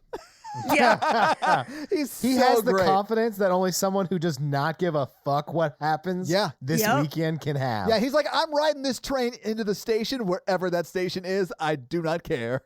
Well, and here's my favorite. So we get to lunch. Oh. And clearly Dermot Mulroney is uncomfortable. He doesn't like that he's there. He is clearly jealous. It is super jealous. Yeah. obvious. Yeah. And Rupert Everett becomes the star of this lunch. It is almost like Wedding Crashers, where it's like you don't want to draw too much attention to yours, but then he leans into it, and they're like, "How did we meet?" And he's like, "Oh, I'll tell you." And then he I love this story. spins this crazy story of meeting her in a mental institution because her review put a chef in that mental institution. And he was there visiting a man who thought he was Dionne Warwick, but was actually a man named Jerry. Side note, if you are not following Dionne Warwick on Twitter, fix your life. Yeah. Do it. She's an amazing follow. Amazing on Twitter. She'll tweet stuff that's just like, "What the fuck is the circle?" And you're just like, I just want to stand there and explain things to Dionne Warwick. Anyway. I honestly, I think we could sell that idea for Netflix for a 12-season arc. Yeah. Explaining things to Dionne Warwick. So he tells this crazy story. And then he says, I saw her from across the room. I knew someday we'd end up like this. And then he says, some glittering Doris Day Rock Hudson extravaganza, which Rock Hudson. was super gay. He is giving everyone there all the information they need, and it is going over every single person's head. And he asks, he's like, "Dionne, could this siren ever..." I love that he establishes it's not Dionne Warwick and then calls that person Dionne through the rest of the story. Yes. He's like, "Dionne, could this siren ever love me?" And then he breaks into... Oh my God. The moment This is the scene I wake that's like up. super famous, right? This is like what made the movie. This is it, definitely in the trailer. Yeah, absolutely. Yeah, it's I Say a Little Prayer for You. Yeah. And it is, they're not good at it. It's a bad group sing. It's real rough. The only thing that saves it for me are the cousins who can actually sing in harmony and are crushing it. They are crushing it. What saves it for me is the guy who just goes over and plays piano, and he's like a waiter at that restaurant, and then other waiters come out with crab hands and they're doing the wave. It's so fucking funny. The lobster claws in the back of the scene make Which brings me to this point. This is the third romantic comedy we have done where our main characters go to eat crab legs and no one looks dirty from eating crab legs at all. That's true. That's true. There's no butter anywhere. There's no crab anywhere. We do see the crab. What are they doing? I would have been like, I'm also, as someone who does not enjoy seafood on the whole, doing an all seafood lunch for your rehearsal dinner is a big swing. That is a big swing. Risky. Wait, also, Illinois, they're landlocked. I mean, they have that Great Lake, but there ain't no crabs in there. Thank you. Yeah, I was like, they got the lake, but they don't have crab. They're in a fucking Red Lobster in Illinois. Yeah, they're at Joe's Crab Shack. Yeah. Everyone's getting sick for that wedding. Yeah, everyone's going to have like green diarrhea. And it's going to be real gross. And then we're going to have to count their farts and see if they're normal. Mikey, we're worried about you. Yes. You shouldn't be. I'm feeling great. The only way I will let you stir my Fruit Loops with your dick is if you fart while you do it. Of course I will. Anything for you, Paige. On command. You're my friend. You're my friend with bad boundaries. That's how I got into your house naked and I'm stirring your cereal with my dick. I'm a cockadoo. Oh my God, I love it. Anyway, so she takes Rupert Everett back to the airport and she's mad. Oh, yeah. She's like, I'll call you at the turn of the century when I forgive you. Yeah. And he basically is like, look, you're not going to end up together. You have different temperaments. Tell him you love him, bite the bullet. And this is where she says, what will he do? And he says, he'll choose Kim and you'll do what's right and go home. Yeah. That's what you came here to do. Say goodbye. He literally explains the end of this movie that we have 40 minutes of movie in. 40 more minutes of movie. Yeah. I feel like he does not accurately explain it in this movie because it gets a lot worse and terrible. It does. Her telling him in private that she loved him and him kissing her goodbye would have been an acceptable romantic comedy thing. What happens Is way worse. is not okay. Yeah. Yeah. So they get into a cab and she confesses that George is not her fiance Yes. and confesses that she was jealous, but stops short of saying that she loves him. And so he's like, can we spend some time alone this afternoon? Which is wildly inappropriate in Yeah. this situation. Yeah, they go on like a boat tour of like Michigan Avenue. Is that the Chicago River? I don't know what river it is right there, but yeah. I don't know, but I thought it was weird that alone time translated to a tourist boat. I'm like, that's the least alone you could be. Well, I mean, Not yeah, if you dance and ignore everybody else on the boat. that's yeah, true. which is super weird. But so they have this conversation on the boat where he's like, you've been the woman in my life. She's like, you've been the man in my life. And he's like, this could be our last time alone together. And then he says, except that hot affair we'll have twice a year. And they laugh. And I'm like, I don't think that's a joke. No, I don't either, because I think that they have been sexually active twice a year, every year since college. Yeah. Yeah. And then he basically talks about how he feels kind of pushed into the wedding, but that he admires the way that Cameron Diaz is just open with her feelings. And he does this thing of like, if you love someone, say it, or that moment just passes you by. And then he just sits there quietly. And it's almost like he's expecting her to say it. And she doesn't. And then he doubles down and is like, Kimmy and I don't even have a song. Do you think that's a bad sign? Like he's giving her openings to like, Yes. should I call this off? I think what she is doing is terrible. Do I think she's misreading signs? I don't. I don't think so either. I think he's giving her signs. Yeah, which is terrible. Like, they're both terrible people. Yeah, and he then sings their song to her while they dance. Yeah. Slow dance, body to body on this boat. Yeah. Yeah. would hate to be on that boat. I'd be like, oh my God, these people. Okay, I hate this scene for a few reasons. Like, what's happening, I hate. I love the way it's shot. I love the timing of when they're talking about Under the bridge. yeah, when they're talking about Yeah. like seizing the moment and telling someone how you feel. They're in like the dark because they're under one of the bridges, and then they literally like show Julia Roberts not tell him. Yeah. And then they come into the harsh light of day, and it telegraphs all of that. It's done so beautifully, but I Yes. hate what's happening. I just love the way it's shot. Yeah, no, I agree. Them under the bridge is perfect. And my favorite was when she just started in with, I don't ever want to feel like I did that day. Take me to the place I love. Take me all the way. That was Under the Bridge by Red Hot Chili Peppers. Thank you. In case you weren't alive in the 90s. For those of you who were children at that time, I'm the grumpy old troll who lives under the bridge from Dora the Explorer. You're welcome. I babysat a lot. If you want to hear a better Red Hot Chili Peppers song, Suck My Kiss is their best song by far. It's so fucking funky. I think there are other contenders, but sure. Yeah, I don't know if I'm with you on that. It's like one of the only other songs that doesn't include the lyrics of being about California. Well, you know, California does kind of fucking slap. So They've been driving down the PCH for a long time. Yeah, for like 35 years. We get it. The entirety of the Scar Tissue music video. Anyway, so we cut to, she shows up at Cameron Diaz's dad's office. She's going to take him to the bachelor party, but he's still in a meeting. So first she goes to his office, and this is where she opens a laptop, which by the way is gigantic because it's the 90s. I was like, y'all remember when laptops were the size of boxes? Yeah.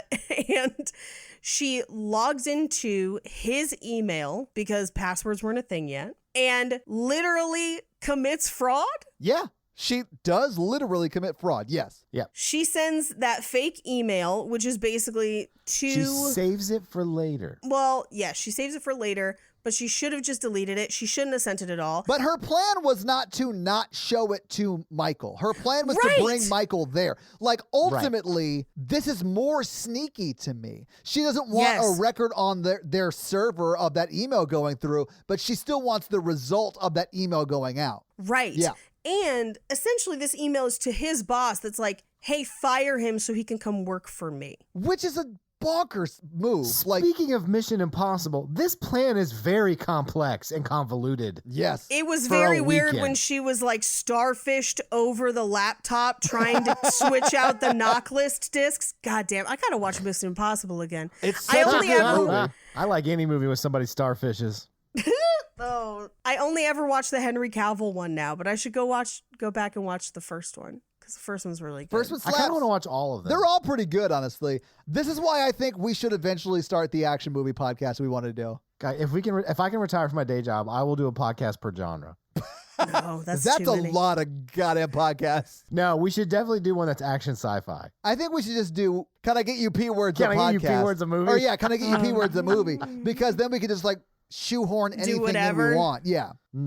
Just not right now. I'm so tired. Yeah, that's like if we're doing this full time. Yeah. Yeah. Yeah. So she tries to get him fired, which is fucked up. And she saves it for later, just for a few hours till he could see it. Yeah. As she is leaving with Cameron Diaz's dad, tells, I think, his secretary or administrative assistant or Yeah, whoever. basically send everything in my outbox. Absolutely. Yeah. Yes. I have 4 or 5 emails saved. Will you send those? And she does because that's her job. But also, at the same time, Julia Roberts puts on the ring. Yeah. Oh my God. Are we in the hotel room already? No, not yet.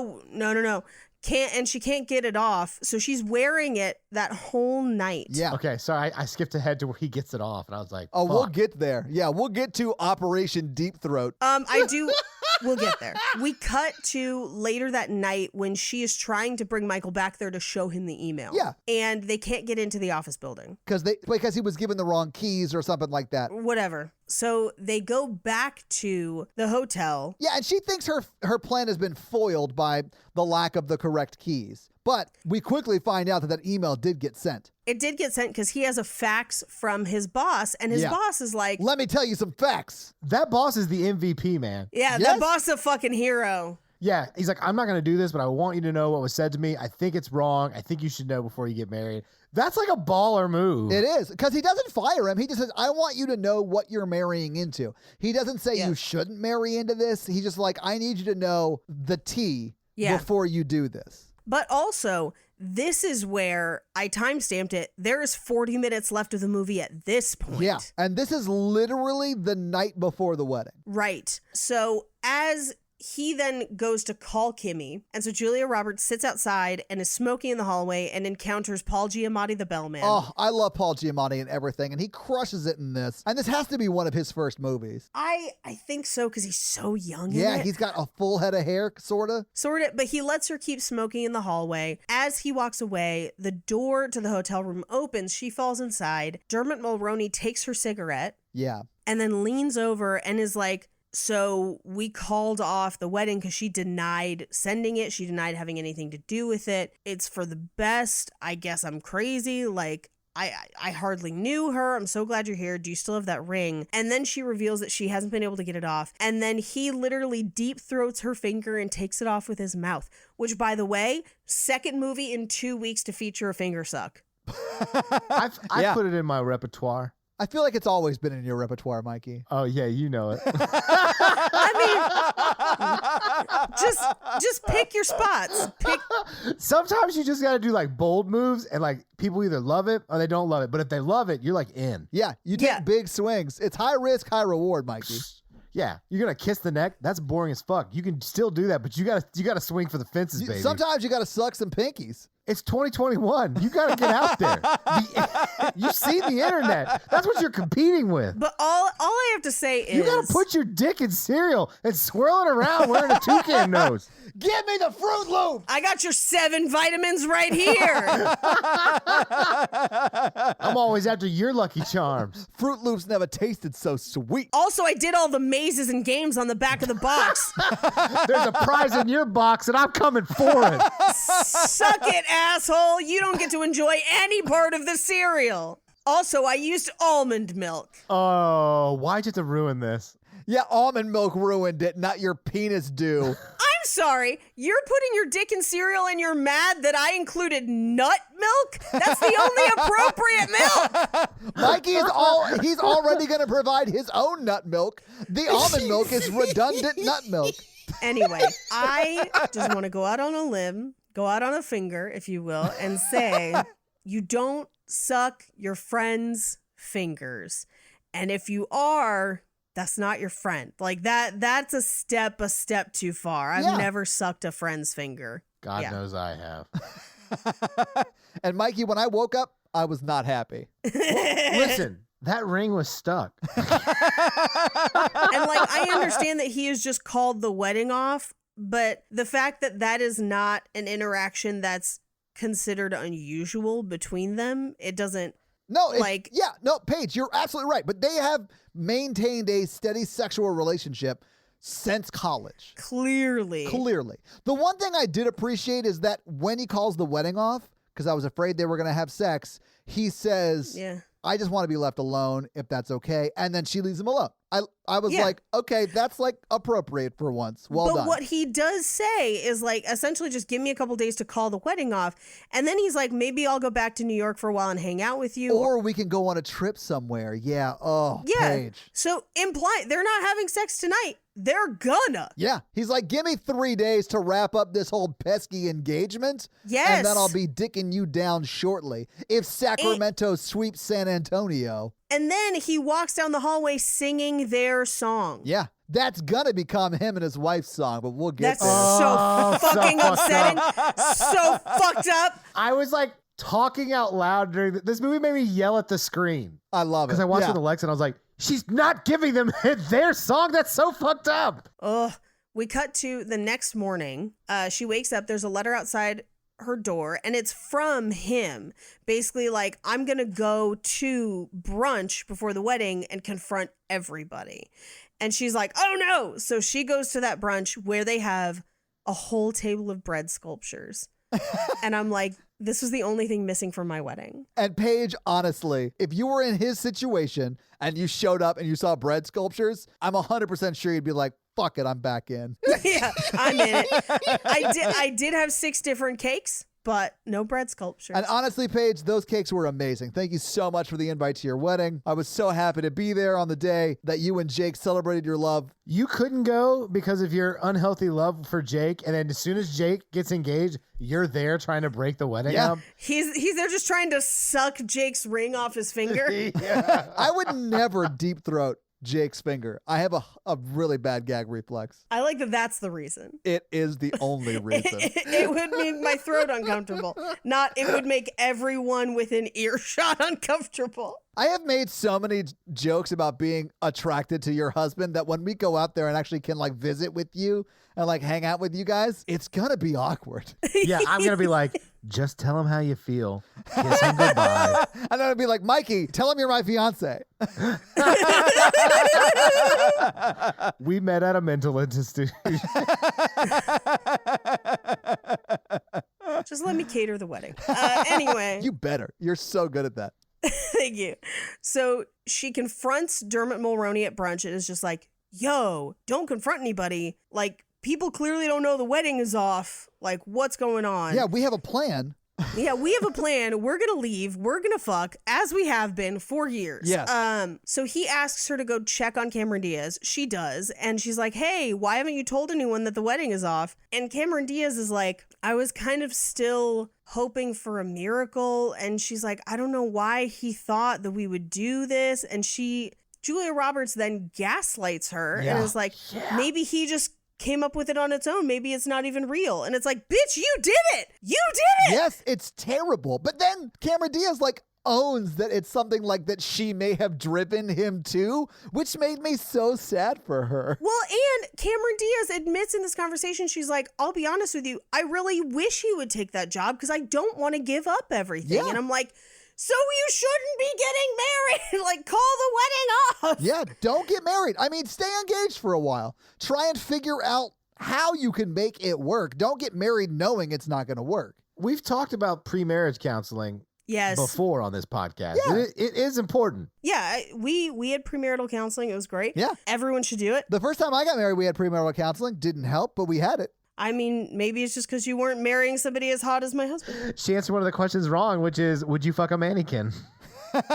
So again, Mikey, I have told you this many times. My wife, and now ex-wife, did not cheat on me. We just got married too young and it didn't work out. The two women I dated after her did cheat on me. One of them was a mannequin, but she was just my girlfriend. Have you thought about maybe the problem being you?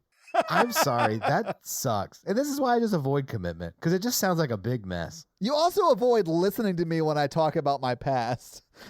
I am not your therapist. We have talked about this. You're my Rupert Everett, you bastard. He's not listening either. He's like, crab cakes. So, Oh my God, you are my Rupert Everett. so anyway, she feeds her this whole bullshit of you're creme brulee, I'm Jello. He's comfortable with Jello. You could never be Jello. I could be Jello. No. You could never be Jello. Like, she loses her mind on her. I ain't never been Jello. I could never be Jello. If I wanted to be Jello, I could because I'm that kind of high fructose girl. No, I would have told her, I've been like, Jello is trash for trash people who have wood paneling. I love Jello. I love Jello. I choked on Jello once as a kid, so I can't eat it. I can't do it. It drives me insane. This and your pill thing is weird. Yeah. I take pills the way you're supposed to take pills. Water No, first. that's not how you're I don't wanna supposed to. talk No, about this. Water first. You can't sing it. Singing it doesn't make it right. no. Can't be like, Holocaust.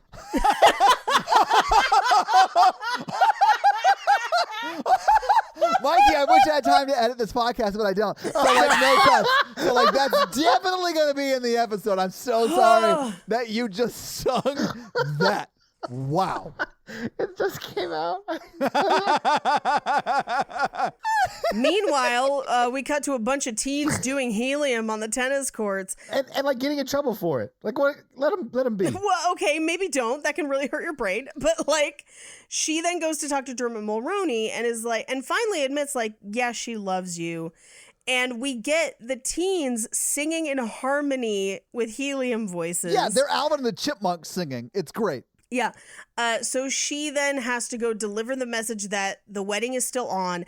And at this point, I'm like, why wouldn't you tell him before you told her the wedding was still on? Yeah, why wouldn't you tell him before you get them back together, you moron? But Paige, it's because in that moment, he was available and she was less interested. And then when she gets them back together and he's no longer interested, she's like, hey, can we talk a minute?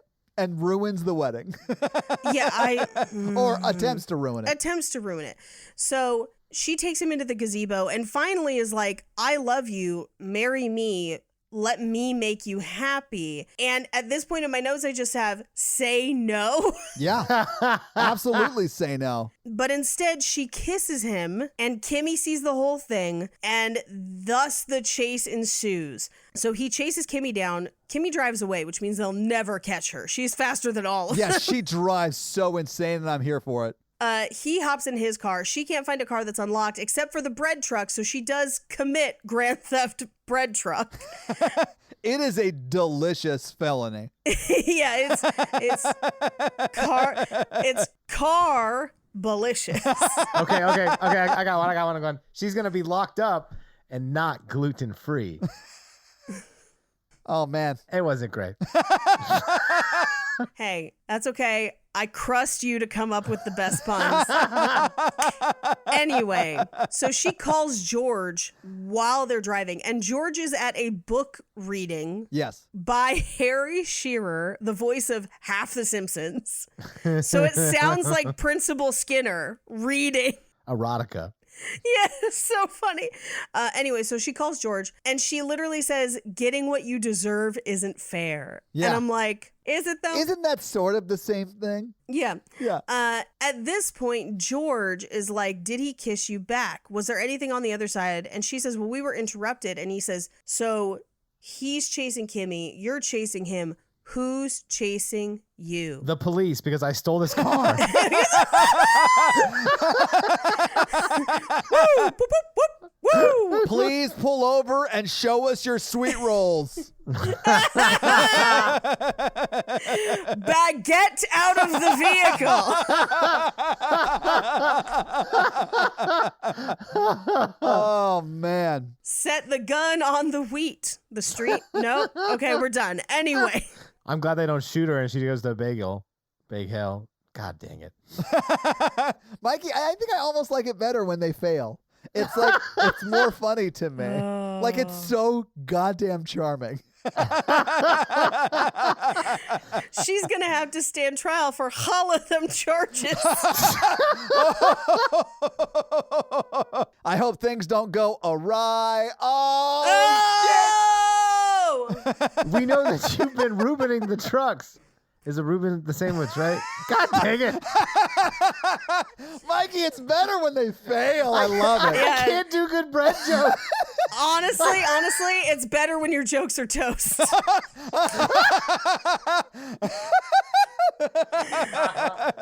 Oh, man. Anyway, Rupert Everett is like, you're on a roll, but no one's chasing you. And then he basically is like, you need to admit it, you're not the one. And the wedding is at 6, and you have a small window of time to do the right thing. Every time Rupert Everett opens his mouth, it's classy, it's delivered with confidence, and it's like sage-like wisdom, and I love this movie for it. I don't love this movie. I love Rupert Everett. That's fair. What I mean to say is Yeah. he makes this movie watchable. If you Yeah. ever want to know what it's like to be a therapist, put yourself in Rupert Everett's shoes. 24/7. That's basically a therapy session of like, do you think that's the right thing to do? Who's chasing you? They just say like one like dramatic question. But therapist, he doesn't love his wife. You have a very small window to do the right thing because who's chasing you? I have a truck full of bagels. Sorry. And there's no locks on it. Yes! Oh, hell yeah. If I don't get them, then I get dough nuts. Oh, Mikey. It's better. I can't do bread puns. I love that this is the weakness we found with you.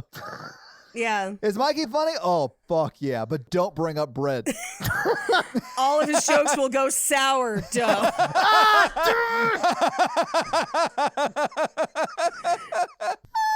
I don't know how we got here, but I'm so glad we did. Anyway, so she gets to the train station. She chases down Dermot Mulroney. She sees him on a bench. She sits next to him, and she's like, hey, I love Wait, you, I got but one. also... Get out of the truck and lay fat bread on the ground. I mean, that wasn't bad. Fuck. I'm done. Move on. Next scene. That was like 9 bad jokes in a row. Yeah. That's like a record. It was pitiful. Oh, God! I love how mad he is about it, too. That's so Y'all are funny. flying circles around me. Y'all remember that episode where I did a lot of Hal puns? I do, and they weren't as successful as all of the things that I'm baking up right now. So anyway, she sucked on his finger. Sorry, I was pretending like the mic was his finger. Anyway, so not only do I love you, is what she's saying to him, but also I tried to ruin your life, get you fired, and wreck your wedding. I do like that she owns up to the email. Right. Yeah. Because no one's caught her, and they wouldn't for a while. But he does not have the appropriate response to that revelation, though. No. This is why poor boundaries are so evident, because he's like, thank you for loving me that way. Yeah. Which is the most unhealthy response to stalking and sabotage I've ever heard. Yeah. He should have said, loaf me alone.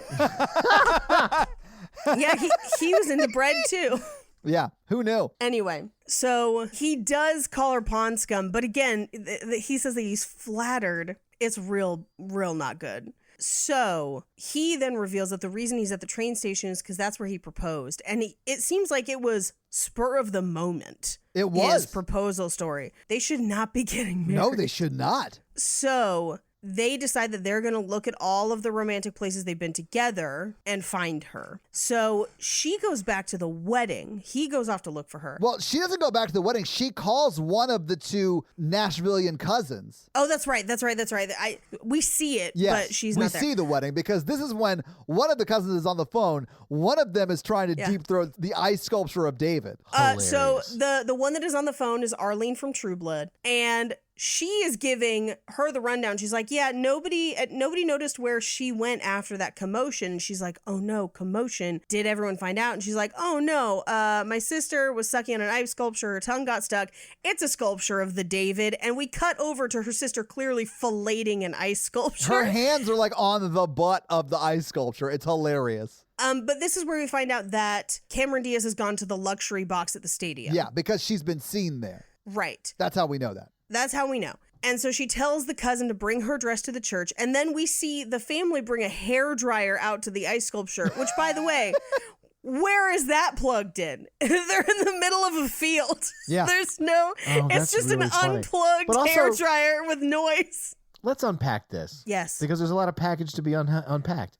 Yeah, unpacked from her mouth. If you've seen the statue of David, there's not much of a package to unwrap. He is a grower, not a shower, and there is nothing wrong with that. No, but also a lot of genitals were removed from statues because it was considered perverse, and then they were replaced by much smaller genitals. And the David is rumored to have been one of those. Just saying. Okay. But also, Why would a naked statue of David be at a wedding made of ice outdoors in the summer? Because they're classy. I would go with the thinker. They needed sausage to go with the rolls.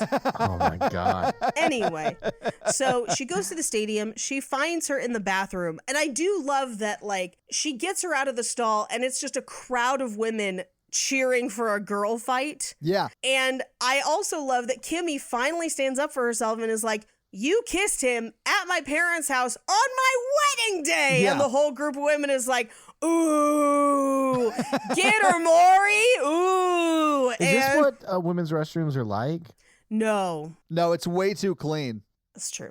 But also, women's restrooms are historically a very friendly place for women you don't know, especially drunk women you don't know, where you often meet people at the mirror and you're like, I like your earrings. And she's just like, I got them with pockets. And you're just like, we're best friends. And then you never see them again. That's been my experience. All I want to know is how those earrings have pockets. Oh, who knows? She's fucking doing coke off the sink. I think she has bigger things to think about.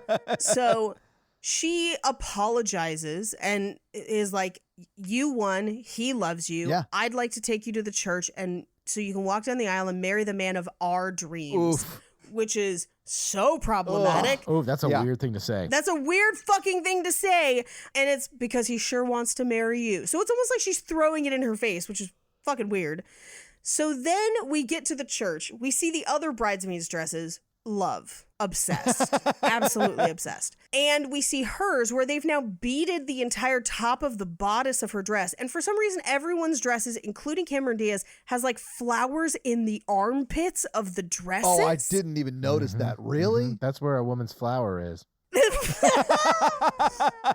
Have you not read the stories page? I mean, typically I would go for the buns. Bread. God dang it.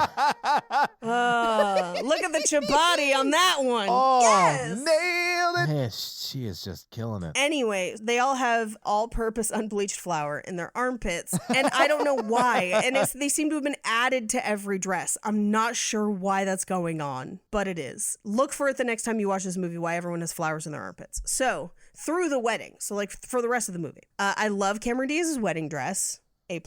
So we get to the reception. They go through the toasts. And her toast is bonkers. Oh, about I had a dream that some crazy psycho was trying to break you up, but then I woke up and realized that you two are perfect for each other or something like that. Yeah, it's bonkers. And then she's like, she says, I didn't give you a gift, so this will be on loan until the two of you find your song. And they play her song, which is so fucking fucked up. it's not her song. It is Michael and her song. Yeah, it's their song. Yes, They definitely boned to this song. Oh, yeah. Absolutely. Yeah. And so it's literally as if it's her parting shot to still be like, this should be my wedding. Yes. It's so gross. And everyone acts like it's a super kind thing. It's offensive as hell. I'd be throwing a shoe at her. I don't And, I don't think anyone else knows what's happening except for Michael and her. And Michael's fine with it. He's like, well, I'm going to dance to this song at another wedding in a few years when I marry her, so it's fine. I may as well get the steps down with this practice wedding I'm having. Ugh. But if I was Cameron Diaz, I'd be like, non. God dang it. Son of a biscuit. That's great. You're welcome. I can't think of any of them. I just can't do it. Honestly, Mikey, it's hard now because all of them have been taken. Like, if I hadn't had Indian food recently, I would not have had that joke in my pocket. So she throws the bouquet and they're leaving the wedding and she kind of misses them. She doesn't really get to say goodbye. And then he comes back and hugs her goodbye. It's like the crowd parts, they hug, Yeah. and then he's gone. Yes. He literally says bye, which I thought was like poetic because Yeah, because he just wanted to crack her. I did it! did you, Mikey? No. Oh my gosh. So, Oh, but this wedding is super fancy. It may as well be at the Ritz. crackers. Oh. As opposed to the reception, which looks like it's at the club. Crackers.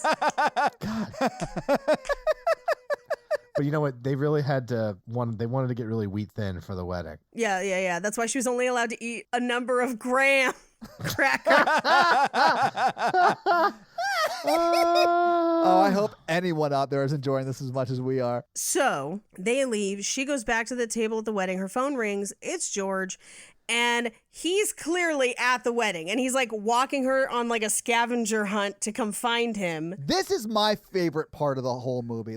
And I love this scene so much. I do. And he does kind of quantify their relationship as like, I love you. Maybe there won't be marriage or sex, but by God, they'll be dancing. Yes. But at this point, I'm like, so I'm supposed to be happy that she has unchecked mental illness and has replaced him? Oh, I didn't see this as them replacing Michael with Rupert Everett. I saw him as like, hey, I'm here for you. I will help you through this. Until you pick your next target. I hope not. I hope that's not what it was.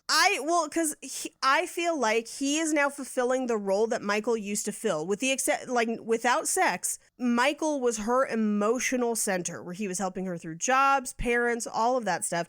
And now Rupert Everett has taken on that role. So it's almost like she's fostering another unhealthy friendship. The only difference is there's no sex in this one. I honestly feel more comfortable with a friendship like that without sex. If that makes sense. Agreed. So, Yeah, I absolutely. feel like that's a much healthier relationship than the one she had with Michael. But, I mean, I understand what you're saying, and you're not wrong. I just feel like this is a much better relationship. And I think Rupert Everett really loves Julia Roberts' character in this, and he really wants to be there for her. He's like a really great friend. He has spent conservatively 12 hours on airplanes this weekend for her. I do think that Paige is right, and she is just looking for the next guy to pump her nickel. Mikey, you finally found it. I love it. That was so good. And I know for a fact you Googled types of bread. Yeah, absolutely. When you could have just said that Rupert Everett is the greatest thing since sliced bread. I Googled nothing. And that's what we call punch up. Well, that's very lavish. Sliced bread? Which is apparently a type of bread. He literally is just reading his Google search for types of bread. Mikey, it is lavash. I've only read that word. Well, I can't wait for you guys to come to my Lavash wedding. Lavash, Mikey. Lavash. Lavash. I didn't realize you and Alexa were getting married. This is like wonderful news. Every time you saw that bread, did you just think it was really fancy bread? I love lavash. I love it. But now I wonder what your life is like, that you're like, I'd love to buy it, but it's too fancy for my taste. It says it right on the package. It's lavish. And that's the movie. So having seen it, having talked about it, what do you guys think about My Best Friend's Wedding? Ooh, it makes me angry. Yeah, I can see that. Controversial opinion, love this movie. But it is largely because, unlike, and maybe love is a little strong, I like this movie. And the reason I do is because it has everything that Sweet Home Alabama doesn't have, while we still follow the villain of the movie. Like, I will admit, we follow the villain, but we also have a very, very funny straight man, although he's gay. He's the Rupert Everett character. I love Rupert Everett in this movie. We also have the realization that she is bad. Like, she realizes herself that she is doing some real messed up shit and like has that realization. Changes nothing, but she has that realization.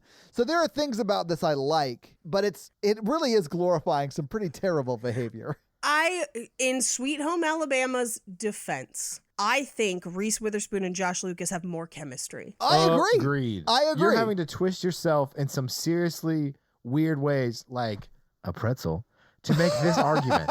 I like Rupert Everett. I do like that we get some harsh truths in this movie about the main character, but I think we spend so much time with her that it still kind of glorifies what she does. No, I agree. And she receives no consequences for her actions other than quote unquote losing him. And also, I don't think he and Cameron Diaz should get married. No, absolutely not. I mean, if we want to talk about that, do we think they're still together? Absolutely not. Absolutely not. I don't think they are either. And I think now, 25 years removed from this movie, he and Julia Roberts' character did get married, but are now divorced. Maybe. I have some things to reveal in fun facts, but I also don't think they would stay together. I don't think they would either. I think all of these people have some unresolved personal issues that they need to tackle before they get into serious relationships. I think Cameron Diaz is just young. Yeah, that's true. She just needs to grow up. Yeah. Yeah. But I'm with you. I don't think anybody ends up together. No one. Yeah. But Paige, you have some fun facts for us? Yes. Well, hit us with your fun facts. Lavish fun facts. All right. So rooms at the Drake Hotel start at $129 per night, but the rooms that they were staying in, the larger suites, were likely closer to $200 to $300 a night in today's money, which means that each guest they provided a room for cost them approximately $1,200 for the stay. Wow. They may have bought blocks of rooms, but that's likely about what it would cost. Oof. We know at a minimum that includes both Dermot Mulroney, the cousins, and Julia Roberts, but likely other relatives as well. I think they paid for at least 20 people to stay there, between guests and bridal party, etc. And they also probably had rooms for her to get ready for the wedding there. When you get married, a lot of times you get an extra room that's usually somebody's room. Somebody ends up sleeping there, but during the day of the wedding, it's kind of like the landing zone for people getting ready, people like bringing in donuts and stuff for the bride to eat. Like, it's kind of your place. Sometimes a venue has a room specifically for that. Otherwise, you have a actual hotel room. But let's say they paid for 20 people total to stay there for the 4 days between guests and bridal party. That alone is about $20,000. Jeez. Now, that's something that is an expenditure that happens a lot of times with weddings, especially like my wedding. We were there for a few days. So we had to pay for like Jake and I, my parents. My sister actually stayed like at one hotel over because she had her dog, but then a couple other relatives. And so this was something we dealt with too. We just didn't do it for 4 days because that's madness. Yeah. That's so long. Now, also, each event over the 4 days of the wedding week would have cost approximately $10,000 to $20,000 minimum, because they essentially have the equivalent of 4 small weddings. They have the engagement party, they have the rehearsal dinner, they have the other dinner with grandma, they have that brunch before the wedding, and then they have the wedding, and then they have a reception. So they're easily into this for, call it $80,000 before the wedding even happens. Oh my God. Her bridesmaid's dress, just hers, could have cost as much as $1,000 and as low as about $200. I would guess that the dress itself is in the lower $200 to $300s, but they have to order rush alterations, tailoring, and beading, which would have definitely cleared an additional $1,000, if not more. So her bridesmaid dress alone is costing about $2,000, which means that wedding dress probably closer to $10,000. But all that's okay, because her dad's salary is likely somewhere in the neighborhood of $16.5 million to $32.7 million a year, if you include ownership of the White Sox. I'm sorry. What? That's insane. Yup. I am flabbergasted. Yeah. So let's get into some of the non-money facts of this movie. Okay. Because also, none of their jobs could pay for any of that. It's all predicated on what her dad can pay absolutely. for. As it would be in real life. As it would be. So the casting for this movie went through a bunch of different iterations. Julia Roberts is one of the few was cast for the bulk of production. So she handpicked both Dermot Mulroney and Cameron Diaz after they'd gone through 3 or 4 rounds of casting other people. Drew Barrymore was almost Kimmy. Oh, wow. Yeah. Dermot Mulroney was cast after Edward Burns turned it down. Oh, I love Edward Burns too. I know you do, and I don't know why, but whatever. The movie Confidence. It's all because of the movie Confidence. Laura Dern was also considered to play Kimmy, and Callista Flockhart turned down the roles of both Julianne and Kimmy. Wow. Before it eventually went to Julia Roberts. Most of the songs in the movie were either originally performed by Dionne Warwick or covered by her later on. Nearly all of them are Burt Bacharach songs. Sarah Jessica Parker was also originally offered the role of Julianne. Yeah. But she wasn't able to take it because at the time she had signed a commitment to a small cable network for an ensemble comedy series that would air the following year. It was HBO, and that role was Carrie Bradshaw on Sex and the City. And I think she made the right decision hanging on to that one. It's a shame that TV show never really panned out, but yeah. I know, right? In the movie, Rupert Everett's character's name is George, but in the script, he was originally called Digger. Oh, I'm glad they changed that. Me too. It's really weird. That is very weird. During the helium scene where they're singing in harmony on helium, the song being sung was Annie's Song by John Denver. John Denver would actually die in a plane crash just a few months after the film was released. I'm not saying this film is responsible, but maybe it was.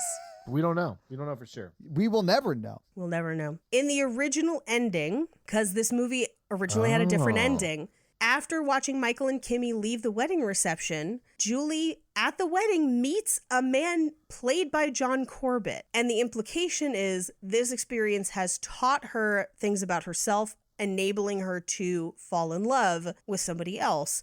But the ending tested terribly, and audiences wanted to see more of George, so they filmed an entirely new ending. So the scene with Rupert Everett at the end was added after the movie was finished. Oh man, I love that scene too. It really does make the movie. Like, without that scene, I don't like this movie. I mean, I will say, so a movie that I am similarly very frustrated with is 500 Days of Summer for a lot of similar reasons. Wow, really? I hate that movie. And at the end, they do something very similar to the original ending of this movie where he meets a girl named Autumn. And I always thought that was pretty cheap. And so I was torn because I feel like it fits better in this movie, but I can understand why audiences did not like it. Yeah. In the scene where everyone gathers in the large room to watch Kimmy throw the bouquet, it was filmed at a museum in Vernon Hills, Illinois. And the film crew removed the carpet from the floor, rolled it up, and stored it someplace on the premises. And it took the museum several months to find the carpet again. How big is that museum? I don't know, man. It was wild. And those are your fun facts. Well, thank you for those fun facts, Paige. Let's talk a little box office. So this movie came out in 1997. What do you think the budget for My Best Friend's Wedding was? I think this is actually an expensive movie. Yeah, I do too. 15, I'm going to go 18 million. Okay. Yeah, I'm going to go 20 million. Paige, you're a little bit closer, but the budget was $46 million. Holy shit! In 97? In 1997. Now, if you adjust for inflation, that works out to be $77.8 million. It was an expensive movie. That's offensively expensive because it is, by the way, not on the screen. That is. No, I think that's salaries, man. A lot of people in this movie were big actors at the time and still are. Yeah. So let's talk about its first weekend out, which was June 20th, 1997. It was number 2 in the box office. It was beat by Batman and Robin. And then, of course, it was number 2. So My Best Friend's Wedding was number 2. Con Air was number 3. The Lost World, Jurassic Park was number 4. And Speed to Cruise Control was number 5. What do you think it made its first weekend out on June 20th, 1997? It was number 2. Now, June is wedding season, which, by the way, I feel like if you watch this during wedding season, that would be very upsetting. Yes. But you start looking at your best friends really weird. back in the day, a very common thing was for bridal parties to go see a wedding movie. And so a lot of wedding movies come out in June. I saw Big Fat Greek Wedding for my aunt's wedding. I saw Bridesmaids for my best friend's wedding. Like, it's a thing. So I think that's probably part of why this made a lot of money. But I'm going to say it probably made at least 15 its first weekend out. Okay. Mikey, what do you think? I'm going to say 25. All right. Mikey, you're closer. It made $21.6 million in its first weekend out. It was in the top 5 of movies for 4 weeks. For a whole month, it was in the top 5. So its second weekend out, it dropped to number 4. Its third weekend out, it was number 4 again, beating Batman and Robin. Number 5. And then the fourth week, it was number 5. So it did, Paige, as you said, make a lot of money. But what do you think it made domestically? Let's lock down that figure. Well, and also think about it this way, too. That top 5 is action movies, which, like, don't get me wrong, I ain't mad at it. No. I would have been to see Con Air. I think I saw Lost World this weekend. Anyway, if you're a group of girlfriends who wants to see a girl, air quotes, girl movie, this is your only option. So I'm going to say this made at least 100 mil. Mikey, what do you think? $120 million. Mikey, you are very close. It was $126.8 million. If you adjust for inflation, that's just over $214 million. It's actually $214.6 million. It went on to make another, guys, hold on to your butts, $172.1 million internationally for a total of $298.9 million in 1997. That is $500 million today. It's $506 million if you adjust for inflation. This movie made a shitload of money. Damn. Yeah. It created a generation of unhealthy relationships. Tell me about it. Yeah.